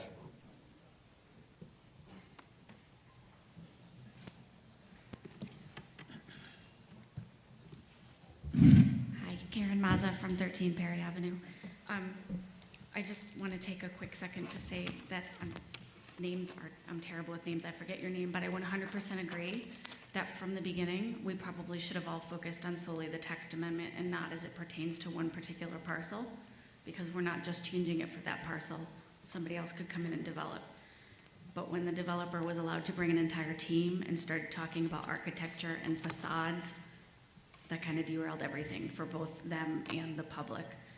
I personally plan to stick to solely this because I think that's the best argument. There's so many reasons why the text amendment shouldn't be approved, but I only have 5 minutes, so I'm gonna try to keep it quick. I do think the developer is a little bit smarter than I maybe gave him credit for. I think he's playing a long chess game with the town. I think this is the third time he's come before the town requesting a change. The last time he was before the town, he requested to build in 3 phases, not 2. And the first, that decoupled commercial from the current residential that's being built. That means that the commercial was left for last. And I don't think that was an accident. After I went back and watched the last meeting when we were here, I realized that he probably did this with purpose, because that set the stage for him to never finish the project beyond the residential. Maybe he knew that was the plan. He said, and I quote, "I haven't started anything that I can't wind down in a controlled fashion." His words from the last meeting. He also threatened to, quote, "hang a shingle for the rest of the project," essentially threatening to do something that's harmful to our town if he does not get his way with this text amendment. I don't think that's a developer acting in good faith and doing what's best for our town. He has not once done what you as the commission directed him to do at the very first meeting in the first 2 minutes of that meeting, which was to make a solid and articulate argument why that text amendment would benefit our town. He has not done that. Other than threaten that he will not finish the project as planned and won't build any commercial besides Starbucks. That's what he's done. He's developing the largest parcel in our central business district. It's the largest parcel in our central business district, which is 1766. What he's proposing is not in line with your plan of conservation and development for our town. It doesn't include any affordable housing for seniors or a diverse range of incomes as outlined in that same plan. And it does not benefit the town to allow this text amendment and open the door for any future developers to build at that density of residential in the future in our central business district. He's asking to build more residential. This amendment with the new language actually proves my point. By restricting and increasing residential in only the central business district, this is our only area where we can focus commercial. And he's asking to build more residential. There's more than one way to redo and retool this development to make that project work. If large, big box isn't supported, there's other ways and other proposals that he could make to make that happen. But that's not the way he wants to do it. But this isn't about what he wants. This is about what's best for our town. It's not about the developer threatening to not finish the project, because I believe we'll have legal recourse if that doesn't happen, if he hangs a shingle and doesn't finish what he's agreed to do. And while he's wielded threats to try to get his way, he has categorically failed to show you, the commission, how this text amendment to build more residential in our central business district would be of any benefit to our town. He wants to do what's best for him, but you need to do what's best and what's more in line with what we need for our town. Thank you.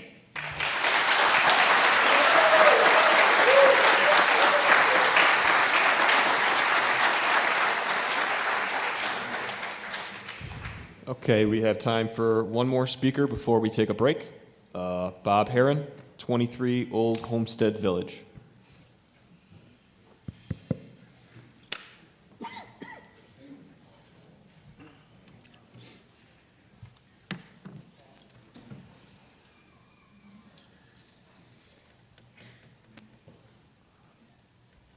Hello, everyone.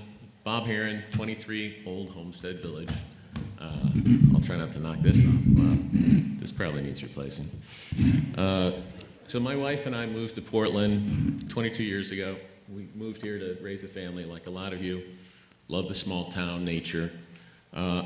As far as me being here tonight and making comments about the amendment, what I wanted to do is just kind of give general support, which I think all of us are here to support the P&Z and to give them our opinion and to kind of tell them that we want them to think very carefully about what they're doing. And I think they do, because they're pretty much volunteers. This is, out of the goodness of their heart, they're here to do the right thing for Portland. Along with our Board of Selectmen, along with Ryan Curley, our first selectman. And with regards to this, adding another 100 units, to me, when we have 4,000 plus residential units, isn't a big deal. However, I think that our P&Z, our BOS, I think if they do not have adequate resources to help them make this decision, they probably need a team of urban planners that are cognizant of all the things that are going on in the Connecticut marketplace, specifically this region, to work with our partner, who, like it or not, guys, Dan is our partner, and we selected him a few years ago. And to Rick's point, we need to try and bring this together, whether we do it quickly or whether we do it over the next 6 months.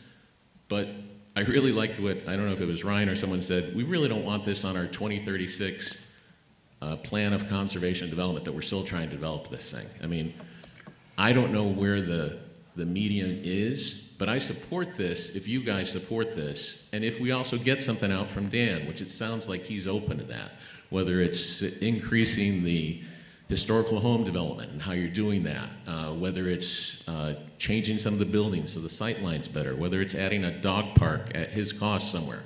I don't know what it is, but I think you guys, with your brain power, have enough to bring this home. I support what you're doing. I know this is a long night for you, one of many to come, and one that I'm glad that I'm here to support you guys, and thank you for the time. That's all I got. Thanks. Excuse me. No boos. All right? Clapping, okay. No boos. All right? Okay, with that, we'll take a break. Hey, Dan, can we do something? I hate to complain, but can we do something about the temperature? I'm dying. I can't.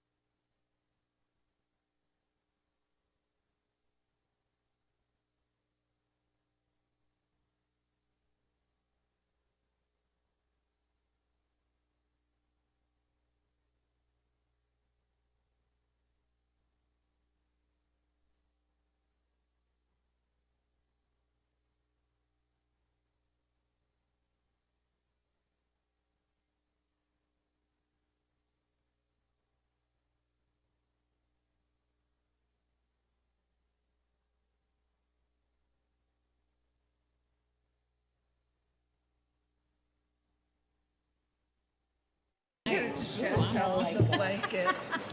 I have my blanket. Like a Coke machine or a snack machine in the high school? It's probably in the cafeteria. Mics are back on. Right? I have some crackers, like oyster crackers. I would let some people do it, and then now it's like that'd be perfect time. Put a napkin in it. Oh, and I have a lollipop. I have a lollipop with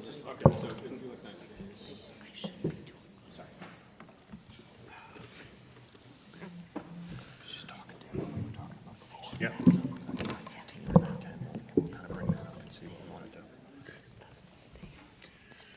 Okay, we'll now resume the meeting, and we'll go with our next member of the public who would like to speak. Okay, keeping on going, Kathy Heron, 23 Old Homestead Village.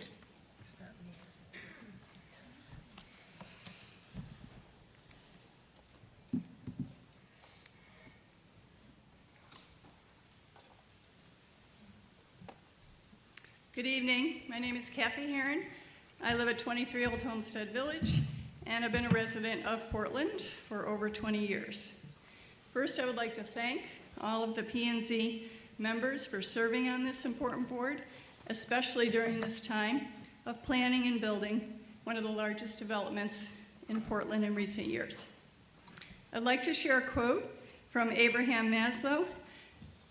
It is the following: "In any given moment, we have two options: to step forward into growth or step back into safety. I recommend we step forward in growth." I've been following the developments of this multi-use project for many years. I've been in support of the project from the beginning, and I am still in support of it now, including with the proposed 108 apartments, additional apartments. I'm in favor of this project for 3 reasons. 1, I believe it will bring much needed vitality to our downtown. In the 20 years I've lived in Portland, I've seen some small changes to the downtown commercial tenants, but I believe there is much potential for more commercial development if there is more feet on the street, as they say. 2, as they've mentioned, as other people have mentioned, this development, including the additional apartments, will provide more tax revenue that could be used for much needed infrastructure projects, including new sidewalks. You knew I had to put in a plug for that as a Complete Streets person. Since there would be no tax abatement on these additional units, there will be significantly more tax revenue. Ryan mentioned additional $449,000 per year. This is a large development in the center of downtown, and it is well underway. I wouldn't want it to stall, which I think Rick Shar mentioned, if the text amendment is not approved and be left unfinished with a large pile of dirt in the middle of the property. Things change, especially over a project that was approved 6 years ago. I believe reasonable changes to the project are to be expected. In conclusion, I am fully supportive of the text amendment, and thank you for listening.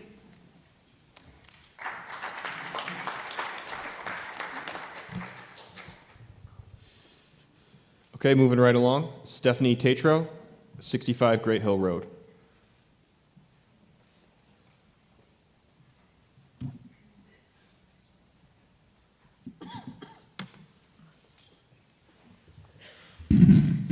Good evening. I'm Stephanie Tatro. I live on Great Hill Road.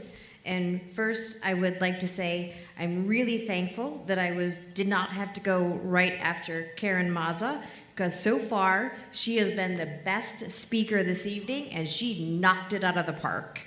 Well done, Karen.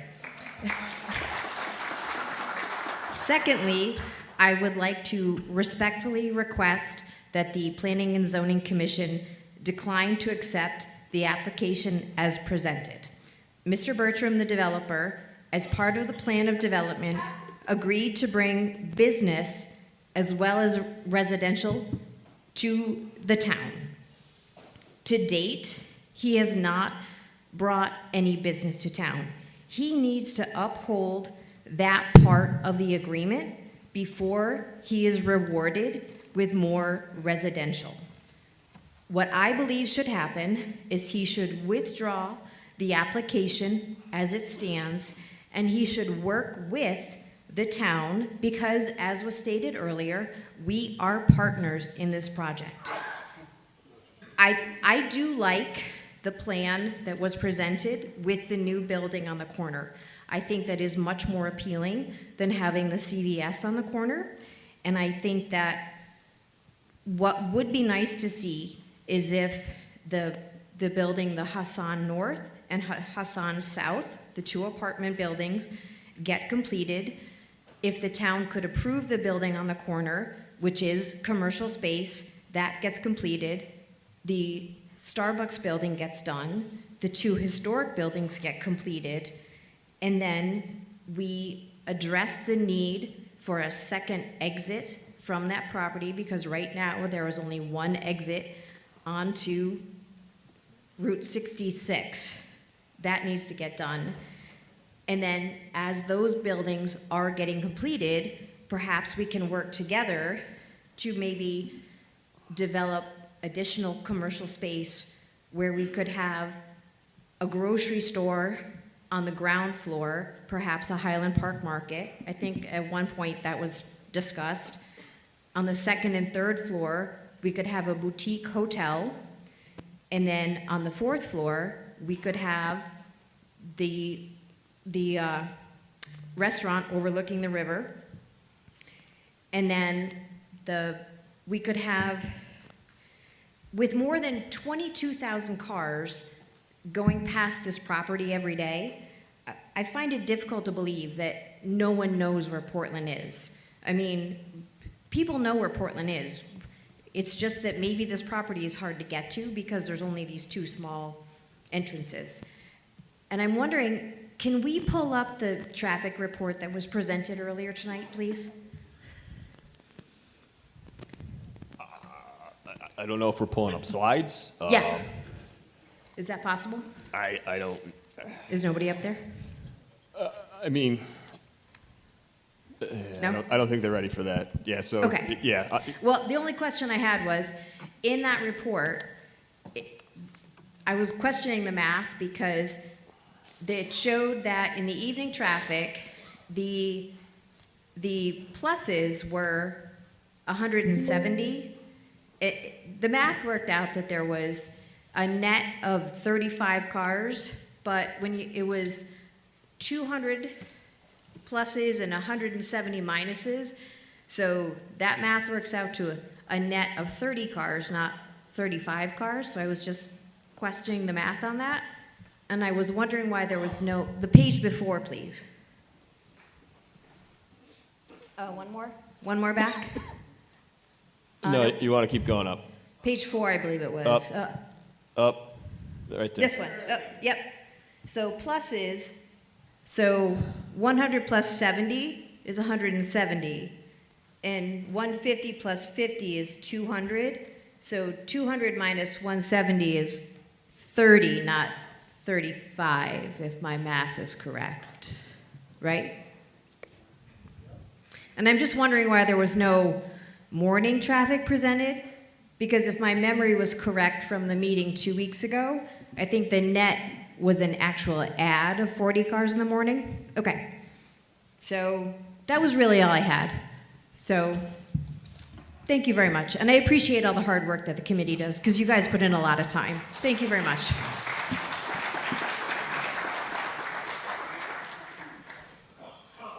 Okay, next speaker, Elwin Giles, Middle Haddam Road.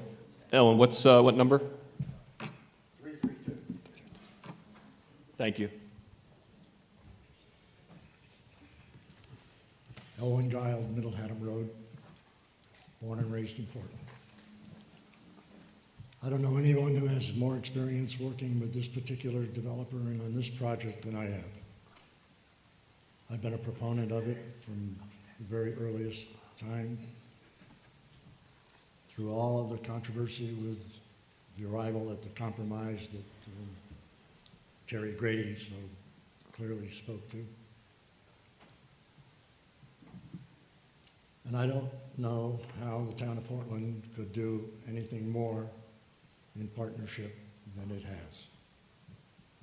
On every front, on every occasion, we've been accommodating and supportive of this development. The question before us, as it always has been, is to justify the need for a text amendment to change to 350 apartments. And the reason is that the development is a failure. I didn't say that. Dan Bertram has said that. The project is a failure. And so the project is coming to you and saying, we need to make a change. I'm saying to you, go back to the drawing board and find partners with the Nordic Spa, with St. Clemens, with Wesleyan University, with other entrepreneurs in the local area, and build us a hotel that would serve the golf courses, the quarry operations. St. Clemens is desperately needing for housing. So is Wesleyan. I have no understanding why we don't have a quality hotel, and this is a perfect location to do that. So I would say, go back and do your homework. You're the developer. Planning and Zoning Commission members are not developers. You're not going to study the bookkeeping and the commercial ins and outs of finance and contracting. That's the developer's job. So far, he has failed. Send him back and let him get it done. Thank you.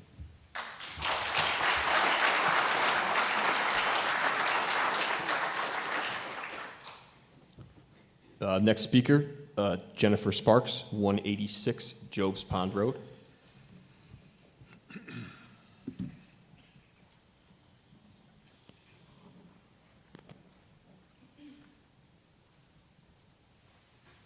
Hi, Jennifer Sparks. Do I need to say my address again, or is that okay? Just, yeah, please. 186 Job's Pond Road. Thank you. I'm really concerned about changing and amending our zoning rules. And my questions are, I noticed that it said there was a certain amount within the main commercial area, that it would only go up to the 240 apartments that Dan keeps changing, like we make these agreements. And the other part of that is that I noticed it added units for outside of the commercial zone. So I'm wondering, like with that change, because as I'm following the state of Connecticut, and I wanted to bring it up about the Municipal Redevelopment Association that was enacted in 2019, where our government is funding $600 million was just given to like redevelop areas. And I'm curious, with this change in the zoning to our town, how that would affect our town in the future. And what I've been also following in other towns like Rocky Hill, and there's a town, which is at Granby, which is actually fighting a developer, Vessel Technologies, to build on their wetlands, and they're building smaller type units on smaller parcels of land outside of commercial districts. So I'm wondering how that would affect our town. I'm also very concerned about how we, the citizens, will be potentially responsible for the finance to pay for all that infrastructure, like the sewage. That I'm worried about that. There was somebody here that spoke about that we don't have the infrastructure to support the sewage of expanding more apartments in a small area. I know we have water issues in this town. So that's my main concern about amending any zoning rules. But also, what's really concerning, and I'm just wondering, so here is I'm sorry, I'm saying a lot of ums, an act incentivizing housing production. So this initially created the MRDA, and that's the Municipal Redevelopment Association, which set up another commission, which we have Shipman and Goodwin as our town attorney, and I'm a little bit concerned about a conflict of interest with that because Matthew Ritter sits on the commission. Matthew Ritter is the Speaker of the House in Hartford and also an attorney for our town representing our interests against this developer, but Shipman and Goodwin also had an attorney, Timothy Hollister, who has been not working with Shipman and Goodwin anymore after a big controversy in Westport with another housing development. Ultimately, that housing development pulled out, and the town of Westport was given the ability to say no to this development, and the development was going to come into play because of 8-30G. But my question is, with the MDRA, I'm wondering, is Portland considered in the growth zone? Are we a part of that? And if not, are we trying to get to be a part of that? And I wonder if the Zoning Commission knows about the MRDA, and this which is a quasi-government partnership to address this housing crisis across income spectrums. So I guess my point is, again, when I spoke last time, and I asked Dan, just wondering, you've had this plan all along based on what I'm seeing coming out through the state, and he said that the area in question was an ideal location for affordable housing. And I have nothing against affordable housing. That's a buzzword. I could get more into that, but I'm not gonna do that right now.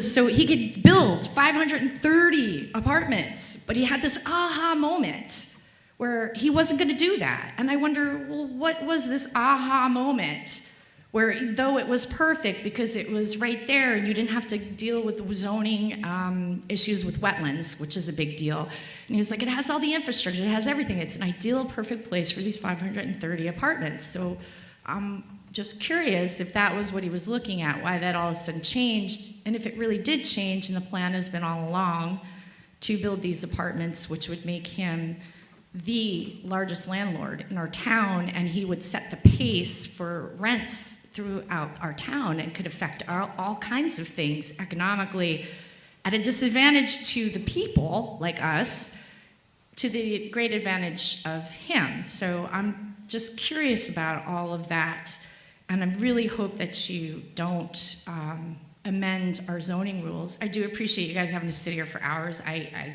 don't think I could deal with that. It's hard to come here as a citizen and sit here for hours when I'm tired and hungry and want to do something else. So thank you again for taking the time to listen. Please do not change our zoning rules to accommodate this developer. Thank you.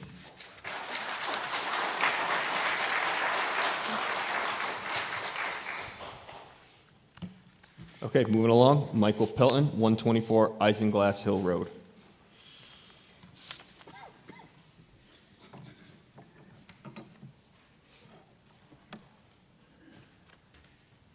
Good evening, everyone. Mike Pelton, 124 Isinglass. So I wanted to come here tonight. I've listened to all the meetings. I've seen the notes. I've talked to a number of people over the last couple of months, certainly over the last couple of years, about the project. Those of you that know me, I've been involved in a lot of town activities over the years. I coach in the town. I have a business in town. I moved here in 2020, or 2000. So I think I have a good feel for the town, but the people that I deal with most in my business, in my coaching, in communicating are a lot of the families in town. And I wanted to come here tonight because I've heard so much against the project. There's a lot of people here that have voiced that, and you should be coming here. If you feel strongly about it, come here and show what tell people what you feel about it. But I hear something different when I talk to a number of the families I have. I want to share some of those experiences with you and tell you what I'm in favor of, not what I'm against. I'm in favor of more housing. My wife and I, we were recently married. We just bought a house in Portland about 2.5 months ago, and it was really difficult finding a home and finding a place to live. And I know a number of families that come to my studio that are still living with their in-laws. They're trying to find a place, and they have a young family. So housing is a problem. It's a real problem nationally. It's certainly a problem in our town. So I like the idea of more housing. There's a number of things in favor of that. I also like the idea of having more people come to town. We have less people now than we did 10 years ago. We have fewer students in the school system graduating. Right now, I think we have under 70 kids in the schools graduating this year, this class. We had more 10 years ago. So I welcome more people in there. We have a big sign that says, come on over. I hope more people do come on over. We're a great town. I love this town. I grew up in Newington, 20 minutes away, didn't know anything about Portland, very little about it. And I love this town, and I've really come to embrace it. And I enjoy what we do. I think we have a nice feel to it. And what I've heard over the last couple of months, especially on this project, is a lot of fear. There's a lot of people afraid of change, afraid of what might happen, afraid of what will happen to the units there. I get that. Reasonable people can disagree on the number. I trust the board here, the commission, to come up with what they think is the best thing to do for the town. But I'd like to echo what Rick said, is that we do need to move forward. There are some things we can do better. I think this project could be a very good thing for the town. I know I've heard numbers bantered about, but when you look at the project as they're asking for, I think it's close to $900,000 of extra tax money coming into the town. That's about a mill rate. That's a lot of money. Again, I don't know what the best rate, what the best way to handle it going forward with the whole project, but it's substantial. And for those that don't mind paying more taxes, I think there's probably a lot more people, certainly the families I talk to, that would rather not pay more taxes if they can. So balance is what I'm looking for. I tell my new wife all the time, I wish people were able to talk about complicated projects like this, or issues like this, more diplomatically. Disagree without being disagreeable. I wish we did that more. I had a conversation between the rest period with someone, and we were able to talk about some issues. We didn't agree on everything, but we were able to talk about it. And I think that's important. So I hope that we have more discussions about this. I hope we can talk about it. Again, you have to do what you think is best for the town.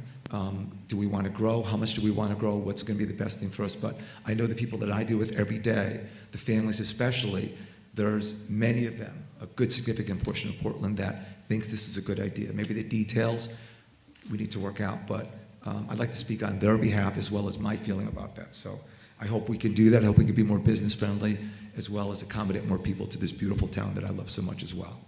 That's all. Thank you.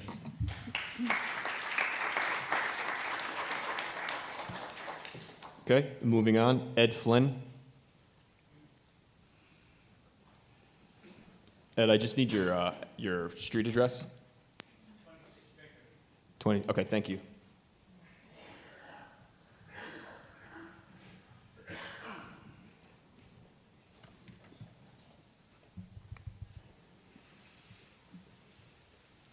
I'm Ed Flynn, 26 Pickering. I'm against this. I live so close to this place. I can see it out my back door. But it's here, and my opinion doesn't matter. There's so much for and against it. I don't know where to begin, but I just want to let you know that I'm not for the addition of the 120 more apartments. And that's all I got to say.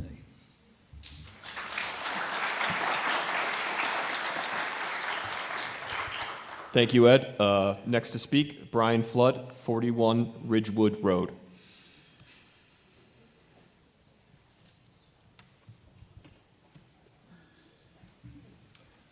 Good evening. My name is Brian Flood, as you just mentioned, 41 Ridgeview Road. I served on the Board of Selectmen for 12 or 13 years with Ryan and Mike back in the day when this was all beginning to develop. I have no special interest in this. I know that's been mentioned here, none whatsoever, other than my interest in protecting taxpayers, which was what my interest was when I was on the Board of Selectmen. And that is why I was opposed, not necessarily to this project back in the day, but to the tax abatement, which again, it speaks to all of this. It made absolutely no sense then, makes no sense now, to be encouraging and incentivizing housing in the town as opposed to commercial development. This is a residential town. I mean, it's mostly comprised of residences, and there's very little property to develop in town. And I think it was a huge mistake developing that property in the central business district the way that we did back then. I mean, we put in apartments. It makes no sense. It doesn't help the taxpayer whatsoever. Zero, it makes no sense. To give a tax abatement made no sense. But we can put that aside. We're here today to talk about putting in more apartments. And I guess I had a front row seat to all of this back when all this happened. And I remember the first visit from Mr. Bertram when he came in to meet with the Board of Selectmen. And Ryan, who is my friend, so that I'm not criticizing him, we all have different opinions, but he said that very day that he would do anything and give the developer anything he wanted to develop this project. And I think that was sort of the sentiment of some people because they were tired of looking at this piece of land that wasn't being developed. But that immediately put me on the offensive because I was interested in protecting the taxpayers. And some people might think I'm an asshole. I don't think there are any kids in here. But I had to act like one back in the day because it made no sense to do this tax abatement. So now here we are, and since I had the front seat to this, it was obvious to me then, and it's obvious to me now, and in fact I predicted it back then before I got off the board, that we would be here in 2024 having these same types of conversations. And you can ask anybody that was on the Board of Selectmen at the time, because I was saying it over and over and over again, that this is what's going to happen. And listen, I don't hold anything against Mr. Bertram. He's a businessman, he's trying to make money, and he can do whatever he wants, but not on our backs. I mean, that's the problem.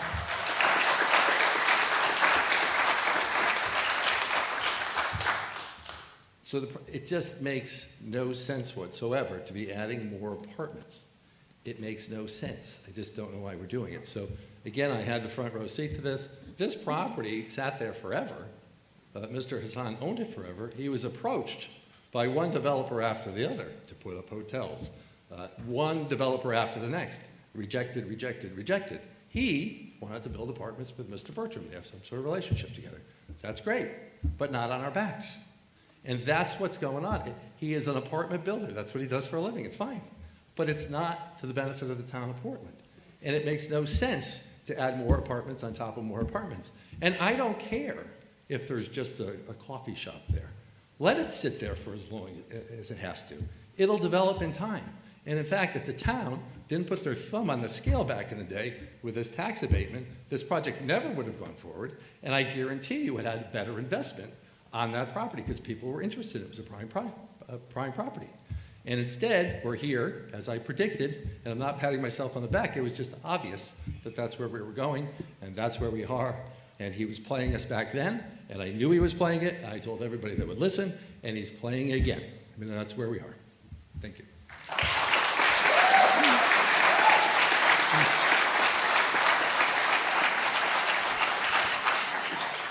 Okay, last person to speak in this round is Jonathan Olson, 432 Main Street.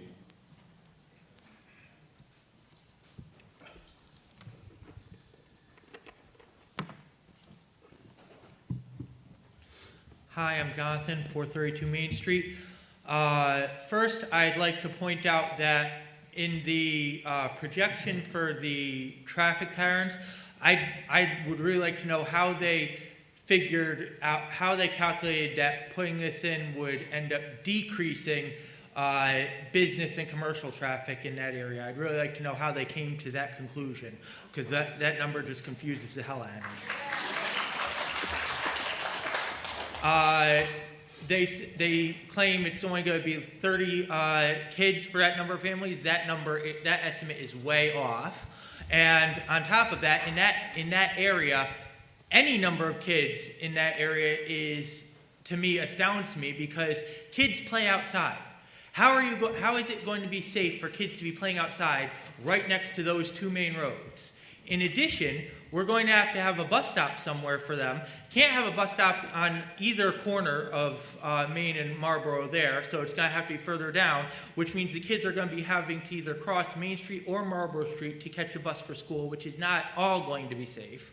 In addition, as far as costs, it may bring in more tax revenue, but we have to figure what is it going to cost us in tax revenue for increased police, increased fire department, increased water utilities, electric utilities. All that's going to increase due to increase in population, as well as just the regular cost of living, because in the shops and in town and stuff, when demand goes up, the cost goes up. And so with the increase in population, the cost of everything is going to increase. And so I just don't see this as an increase in the population as making us money more than it's going to cost us money. And so this whole development does not make any sense to me. Thank you.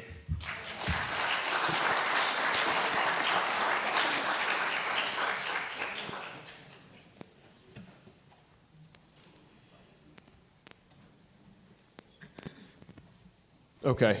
So we have 10 more speakers signed up for round 4. I don't know if we'll be able to get through everyone. I think at 9:15 we'll probably have to stop taking public comment and then have the board and the developer have some back and forth.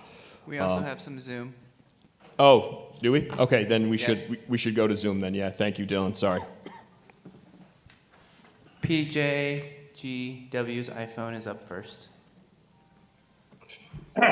Peter Wilsey, 62 Jobs Pond Road in Portland. Full disclosure, I'm also the building official, and I'm also a volunteer firefighter and EMT with the Portland Fire Department. A couple of comments that have been made that the monument had to be removed because of this establishment. Wrong. It was on state property. The state turned around and said, we never approved it to go there. You need to remove it. Secondly, Portland Fire Department has a 75-foot aerial ladder. Middletown has a 100-foot platform. The building is going to be sprinklered. It's probably more safe than most residents' buildings or residents' homes in this town because it's being sprinklered. The corridor will be fire rated, so you have a 1-hour fire rating. Same as a hotel, that if you have to get out because of a fire in any of the apartments, you have the ability to get out to an exit. Third, the quote for 30% rent increase was because of this establishment. I don't think so. I think a lot of it was because of the economy. Everything is more expensive now than it was about 5-10 years ago. I moved here my wife and I moved here 40 plus years ago. We love Portland and we want to stay here. So when we get old enough that we don't want to worry about mowing the lawn and snow blowing our driveway and taking care of that, where are we going to go? My daughter is down in New York City. My son is up outside of Boston. Portland is halfway in between, 2 hours south, 2 hours north. The atrium does not have any vacancies, so where are we going to move to? Yes, there's going to be 1 and 2 bedroom apartments. Oh, 1 and 2 bedroom apartments. Who's going to move there? Well, if you take a look at over in Middletown, at the buildings that are going over there that have been up there, I was talking to the building official, there are only 14 young people who are going to the schools. 14 more people in our schools? I don't think that's going to overwhelm them. A comment about a hotel. The hotel, the people there, and I've spent 42 plus years with an insurance company. I spent, I don't know how many nights in a hotel room here in the US and over in Europe. Yeah, we're all considered transient. First of all, a hotel is hard to run. Secondly, what about the occupancy rate? I heard, well, okay, we need to have a hotel because Wesleyan has their graduation and St. Clements has their wedding. Oh, that is only on the weekends. What about anything in between? The people there would not be going to Adams or going to the hairstylist or any other businesses in town where if there was an apartment building, yes, they would be visiting those people. Now take a look at Enfield Square Mall. Enfield Square Mall was a commercial property. It is now being converted over into residential and restaurants because businesses have left the area. Let's take a look at Hartford. A lot of the high-rise buildings that were once offices are now being converted over to residential. As far as the addition of 2 more floors, well, I understand a chef came by, flew a drone, and said, yes, I want to have a restaurant on this level. Okay, it's going to be 4 stories. So, okay, we now have some commercial coming into it, and yes, it's going to be a outdoor, part of it's going to be an outdoor restaurant eating area. Number 5, this was built, first considered back in 2015. And I said it before, and I'll say it again. How many of you purchase your stuff over the internet? Amazon, Walmart, Target. Get your drugs through the mail. Very few people are now going to the businesses, and that's why you see a lot of businesses, especially on the corner of Waverly and Main Street, where that building has been sitting vacant because nobody wants to move in. 30 seconds, Pete. What's that? 30 seconds, Pete. All right, now you take a look at Ned Lamont. Ned Lamont says we need more residential occupancies than commercial. So let's take a look at that. A comment about in Granby that they were putting up a fight about a development in wetlands. Oh yeah, I hope they do, because you don't want to build in wetlands because you're now destroying the environment. With that, I'll stop.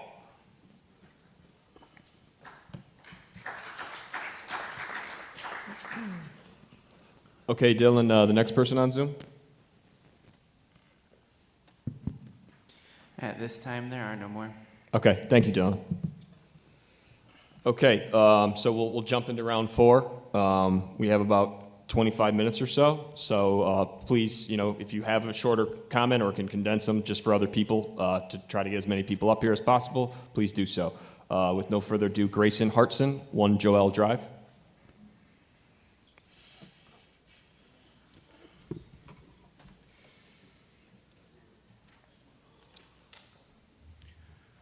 Grayson Hartson, 1 Joel Drive, Portland, Connecticut.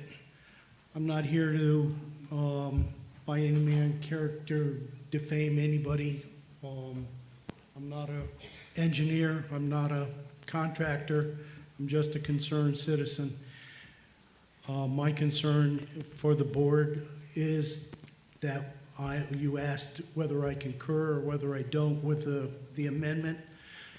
This is my 3rd time, and I'll come here as many times as I have to in order to get this clear.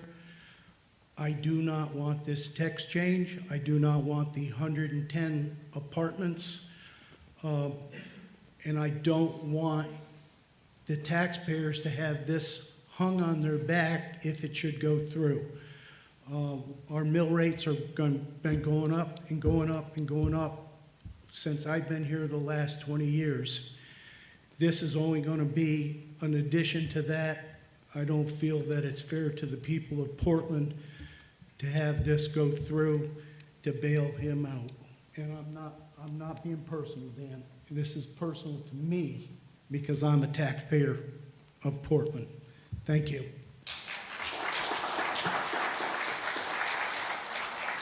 Thank you, Grayson. Next person, Ben Serb, 139 West Cotton Hill Road.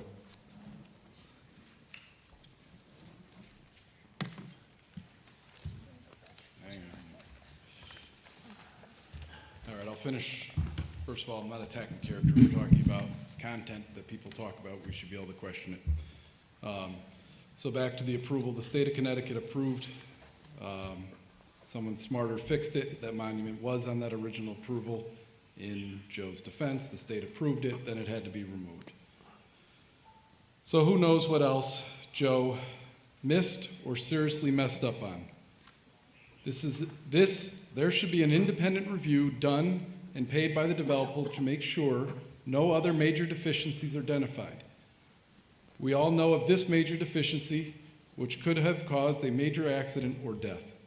In the last meeting, Joe said to me, Ben, you should know, parking does not mean traffic generator. Well, he's right if you're referring to a used car dealership or a new car dealership. But when you're referring to buildings and parking stalls that are part of the information that you pull up to figure out what they generate, well then obviously they do go hand in hand. So my questions are, how many times in a peak traffic time does the traffic little crosswalk button get pushed? I think that's an important thing because it would obviously slow everything down, and I'm curious what was used in the study. And what other impacts have you missed on other sites? I'm just curious. So now I'll go on to, actually I'll jump to the architect real quick because I had almost nothing on the architect. I thought she did a wonderful job with her presentation. I loved all the bells and whistles that she showed us, including the copper downspouts, something to that effect, or bronze. But I want to point out, and this is nothing against her, I want to point out that this was also done in the first and the modification of all the bells and whistles that we were going to get. Back to the question I asked previously and is yet to be answered by the town attorney, where is the brick facade? Where is the brownstone on the rear of the Starbucks building, and where is the metal roof? That's all part of the original approval to date. So even though you put on a wonderful presentation and you showed us all these shiny things and it was nice, it doesn't mean we're going to get them. So, trying to talk a little quicker so I don't run out of time. Phase 3, Dan said in the last meeting, is not feasible. That's why we are here. So let's talk about some facts. BRT is required to build all 3 phases as part of their approval. To be clear, everything in this site but Building A will be built in phases 1 and 2. So we don't need to trade 40,000 square feet of commercial to get 110 residential. Does this commission understand that Dan has not followed the plan and needs to start following the approvals? There has been some misinformation about the site and what will happen here if it doesn't get completed. This commission did lose some control of the site in the 8/18 meeting, but still has the power to get everything except Building A. You're going to struggle to get Building A in what got approved in the last one. But having said that, you will get everything else completed if he wants COs on F, just so we're clear. There won't be a dirt pile where there's supposed to be a foundation now. We just need to, follow the rules. We need to look at what was approved, follow the rules. So if Dan wants the COs on Building F, he will need to do everything except Building A, just so we're clear. All we're talking about is Building A in the back may not get built. Who cares at this point? Dan mentioned that one of his statements to his children about being a leader. What Dan doesn't realize here is you guys are the leader, not Dan in that phrase. Remember that. You're the leader right now of this town, and you have a serious decision to make. My dad also reminded me that actions speak louder than words. So Dan, less talking, more action. Okay, closing, here we go. As the board knows from the last meeting, I had an application in front of you about a week ago. The town of Portland has approximately $4.1 million problem at our sewer plant. You guys have that. It's part of the record of this meeting, and it needs to be clear. Our sewer plant needs $4.1 million, and we have no plan in place to pay for it. You have the letters from both Ryan, the Public Works Director, and Jeff, bless you, I think somebody sees, Ryan,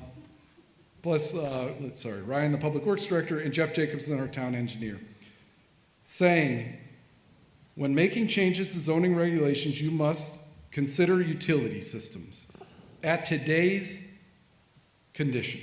Okay, is everybody clear? Ben, 30 seconds. We have a sewer system that is running at 50%, and we're at 96% of that. So even if you wanted to vote for this change, you have to vote no until our sewer system is fixed. Otherwise, you run the risk of ruining it for everybody else.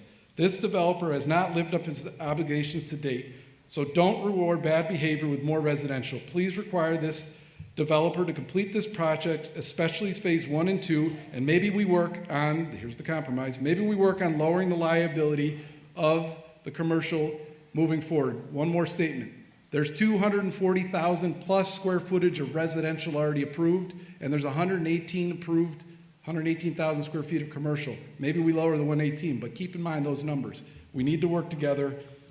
Please vote no. Thank you for serving.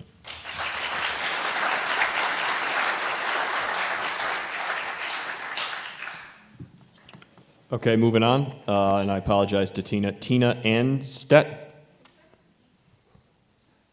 Awesome. 150 Great Hill Road.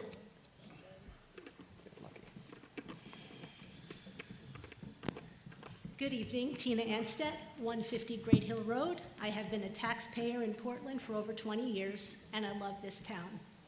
I didn't plan to come up here and say anything tonight. However, when you pointed out, hey, we're getting off track, we're not focusing on the text amendment, that spoke to me.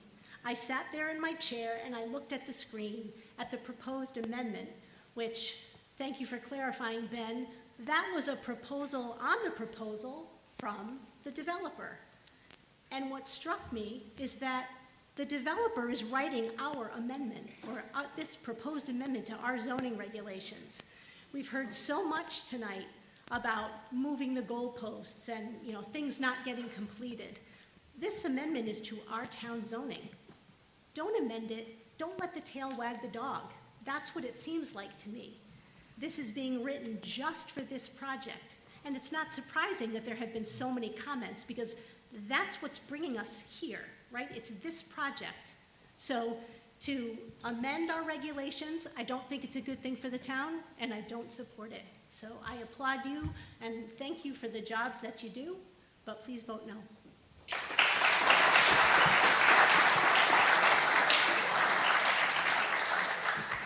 Okay, moving right along, Margaret Keyser, 39 William Street.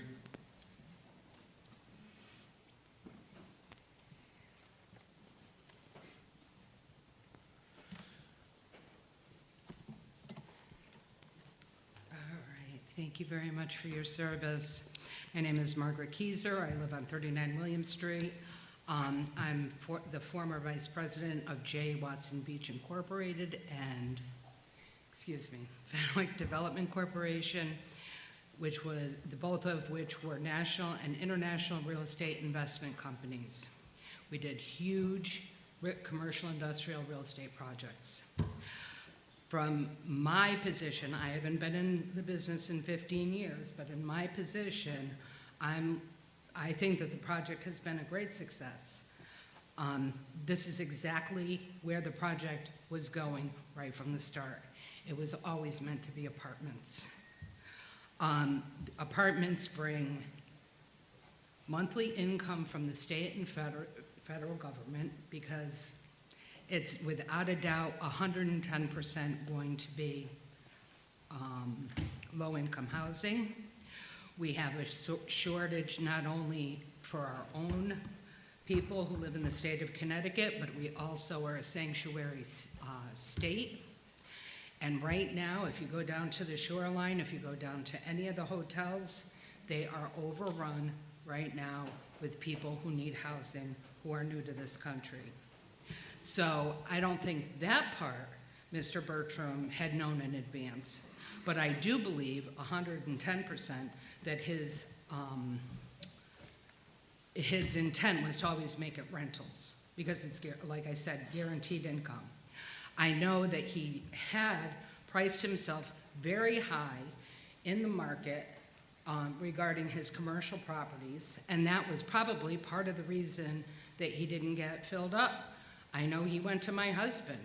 The rent was twice of what my husband's paying in Glastonbury, Connecticut, for half the amount of square footage, triple that.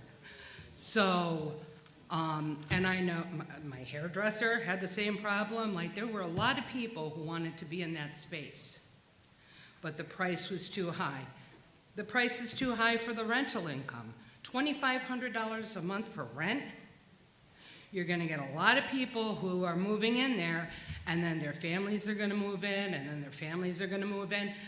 I've traveled, I've done deals, Marbella, Spain, London, England, Palm Beach, Florida, Charlotte, North Carolina, and even Windsor Locks, Connecticut. This is how people like Mr. Bertram and I operate. It's ugly, but it makes a bottom line for us and our investors. So with that, I am a hard no. I've lived here since I've been 5, on and off.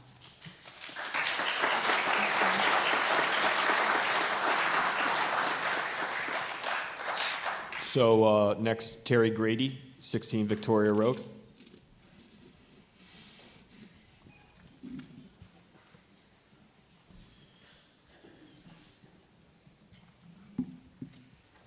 Terry Grady's still 16 Victoria Road. And I don't want to keep coming up here, but a few points were brought up. Revenue. Yes, there will be some additional revenue, but as pointed out, costs will go up as well. But I have a couple of kids. Many do. How many jobs will be lost if the commercial goes down? Tax revenue is nice too, but I like to know that my sons have a place where they can. Sure, we have a Starbucks that's going to, I don't know, who knows, 15 people or so. That'll be there. How many other shops? There might be a couple doctors' offices. It doesn't matter what they are. What are the numbers of how many jobs will be lost that will help the people of town if that comes across? As far as the text amendment goes, trying to limit it to just the downtown area, I can almost hear lawyers salivating at the opportunity to hold that as the next project up the road comes up and, well, it happened there, and it'll be a different planning and zoning board. It might be in 8 or 10 years. It'll be a different venue, feeling within the whole organization. And yeah, they changed that and it worked out, whatever. Let's give it a go down by Dairy Queen or so. And again, Bob, love you to death, but we had quite a team that put together the 240 that we compromised on. I think that said it right there. We had a good team and they did a good job. Let's stick with that. Thank you.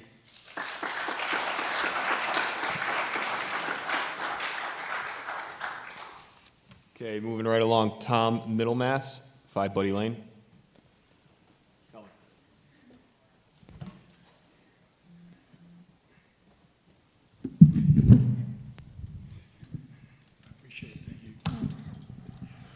Tom Middlemass, 5 Buddy Lane. Just a couple additional things. A lot of pros and cons have been said this evening. And my wife and I, we live, where do we live? We live in the retirement community, Grandview Farms. It's 70 individual condos. I had 6 strokes last March, so I'm recovering. We like Portland, we like the area, we like everything about it. Our taxes, we're talking about taxes this evening. Our taxes on our condo is $6,200 a year. We don't mind it, that's comes. We help the schools and the kids. But the only thing we get for our taxes is police protection and fire. We don't get anything else. We pay for our plowing, we pay for our street lights, plus our taxes. But that's, having said that, talking about, it would have been appreciated if, and we can't change history, it would have been appreciated if these apartments were condos instead. Portland would have gotten a new amount of property tax payers and caused our rate to come down a little bit, but so be it. But you combine apartments with tax abatement, then our tax sewer or city water, he said, forget it, that's like the 40s and 50s. So right at our street is where that all ends. And we've spent money on the airline trail and we need another soccer park, but yet we're not doing capital expenditures. And it's been talked about the problems with the sewage, with the new units. Hopefully not everyone flushes at the same time, but these are these are things that need to be addressed immediately. And you hate to come and say, gee, we didn't think of that, but we're going to have to spend money. And we could bring in more business by extending that further down 66. But stop and think, when someone crosses over the bridge, besides the storage and the gas station, what are the first thing that they see? And where we would have retail space that would be available, like a small store, like an Aldi's or something, you have so many people that go through that don't live here, but they're going through one of the 18 or so towns on their way home from work. And they see a convenience store like an Aldi's or something, because we know that they stop at our other stores, but to have others would create additional retail business. But I'm thinking our developers, they went to Liberty Bank and took out a couple of mortgages for about $32 million. So we know they had money to at least work on the first house. But I think it was part of their general plan not to think about that at all. So thank you very much.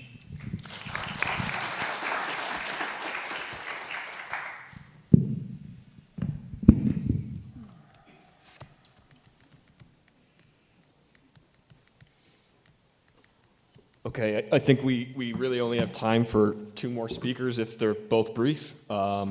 Next is Tom, nope. So yeah, we got about 5 minutes. So Drew France, 745 William Street Extension.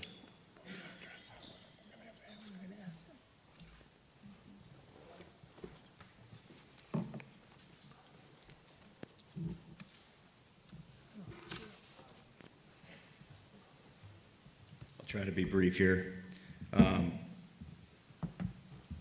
Thank you all for your service. I know how much this weighs on all of you, and all the people in the room that keep coming back to these meetings, you know, are telling you something to mirror what someone else had mentioned earlier. Drew France, 745 William Street Extension, Portland, 48 years, give or take, college. If you want to take that out of there. I built a business during this pandemic. I sat before this board in 2018. We built 2019, right in the heart of it.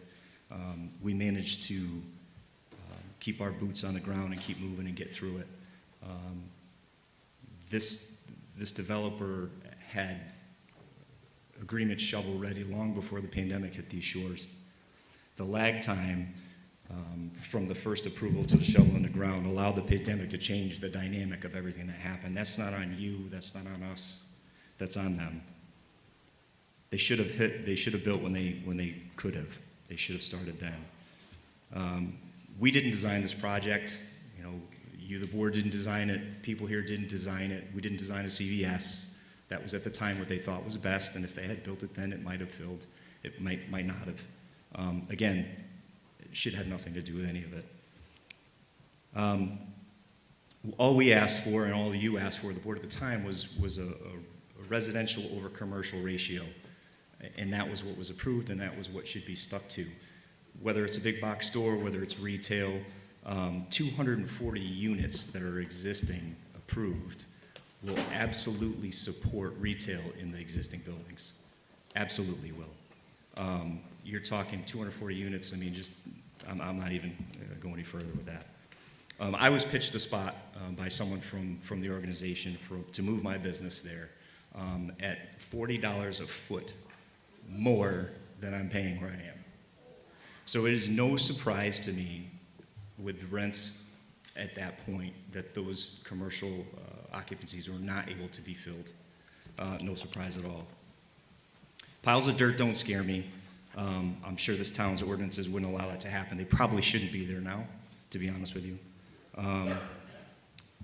For me, as someone that has nothing but something to gain from this, as a business owner downtown, I would gain from this twofold. It's a hard no. I care too much about this town. I care too much about what we're all going to pay when the infrastructure fails. The added weight of the residents in a dense area is going to burden the town and its services. And the loss of the commercial property in an area that is designated for commercial property. With the existing density of the plan, I doubt a coffee shop would be a benefit to anyone that doesn't live there.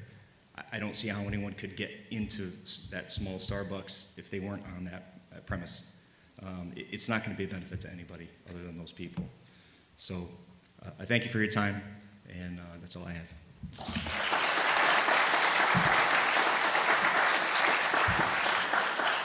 So yeah, Bob, I think at that point, we do have a few people left, but I think we'd have to wrap up public comment there for tonight. You know, I think the question, well, one of the questions that we need to understand first is whether the public hearing can be open or not for the next meeting. If you'd like to keep it open, though, we would need to be granted an extension by the developer. Just to explain to everybody in the crowd how applications work. We receive an application. You have 65 days to open the application, 35 days to close. That's where we are right now. So the 2 meetings we had were those 35 days, and you have another 65 days to render a decision. Now, in that, there are 65 days of extensions. Those are in the applicant's hands. So the applicant can grant extensions, or if they need time in terms of opening or closing, they have that ability to grant those. So I guess through Bob, you know, So my understanding is there are a couple more people who asked to speak, and then I'm assuming the applicant would want to make some sort of a response to several of the questions that were raised by the public comment. So, like you mentioned, I believe it's really, I believe that it should remain open, the public hearing should remain open, but that's up to the applicant's decision, correct? Did I get that right? Yeah, I think so. Okay. I've actually never said no to a request along those lines in my career, and I think that tonight might be the first night, and it's because there's no new content. And so we have 2 speakers left. Is it possible for them to come up and have 2 minutes each? We have 3. If we could be that quick, I think so. It's just my closing remarks are succinct. Okay. So, okay. If you're okay with that. If we do that, but I think adding more time to this process, I don't know that we're covering new content. And so I have closing remarks, and I believe that the commission will have enough to work with to make a decision at the end of that. I think everyone would actually appreciate it, frankly. So with that. Bob, would you want to try to do that? Yeah. Okay. So I don't mean to cut these last 3 people short, but if you could just keep them very succinct.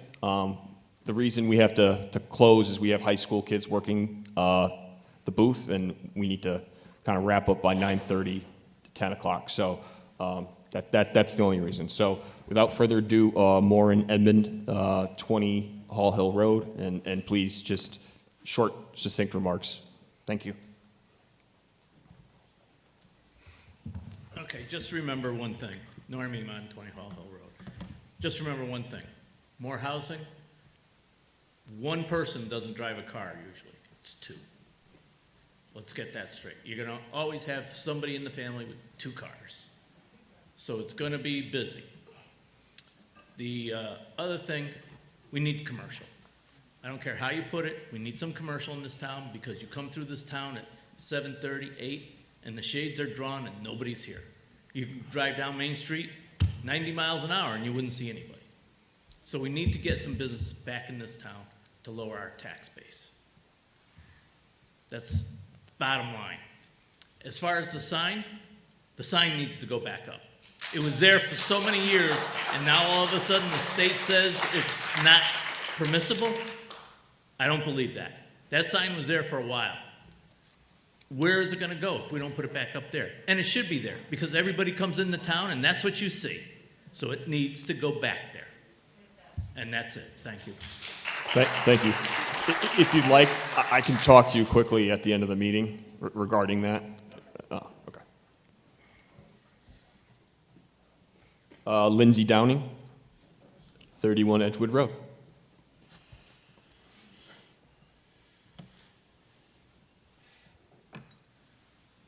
Hello, everyone. Lindsay Downing, 31 Edgewood Road. I have lived here all my life. My kids are 4th generation residents. In high school, I couldn't wait to get out, but as I've matured and realized the value in a small town, I have no plans to leave. So my concerns and questions are genuine and have the sole purpose of helping me understand where it is that we can meet in the middle. So one of my biggest concerns that has previously been brought up but unfortunately not effectively answered is how our police department and volunteer fire department will be impacted. And I guess my question is, has an assessment been done to predict that impact that the increase in apartments would have? So Mr. Bertram, at one of the last meetings, your response to that was something about nice elevators. And I appreciate the nice elevators, that's wonderful, don't get me wrong, but that doesn't really answer the question. We are concerned with how our town will be able to safely and effectively function with the increase in population. I did some quick math, and on the low end of a guesstimate, I'm not an expert, that's my disclaimer, but with 350 apartments, with 1.5 people per apartment, we can expect an 8% increase in our town's population. So without a plan that is attainable, supported, and affordable, how can we expect our town to buy into something that has the potential effect to affect response time of our emergency personnel, which could potentially be a life or death scenario? This topic is absolutely relevant to the number of apartments being approved, not only for the rest of the town, but also those residents that would be in this apartment complex. My second concern is the entrance and exit being in the same spot. I, of course, am not an expert in traffic and don't claim to be, so there may very well be an excellent explanation or plan, but common sense tells me that the level of service will drop dramatically in that area. So my question is, was a level of service analysis completed? And if so, I'm interested in knowing the grade of that analysis post-completion. Safety will further be impacted if there is an accident on that end of 66 and traffic is at a standstill, blocking the access to the property. Everyone inside is trapped. Anyone coming home to the location is trapped outside. What happens if there's an emergency on the property at that time? How will people enter? Emergency personnel specifically. Is the plan to rely solely on that Main Street entrance, which I believe is a one-way access point? With all due respect, Mr. Bertram, the lack of answers is disappointing to me at a rate that I cannot absorb. As a leader myself, that has got to be the absolute worst leadership quote I've ever heard. Now, obviously, you're a successful guy and you've done a lot of Lindsay, things right, 30 seconds. but I would urge that you not lead with the expectation of disappointing those around you. So let me leave you with a quote I prefer. Leadership is about making others better as a result of your presence and making sure that your impact lasts in your absence. So I hope that we can come together to an agreement that results in you leaving a very positive impact in your absence. Thank you.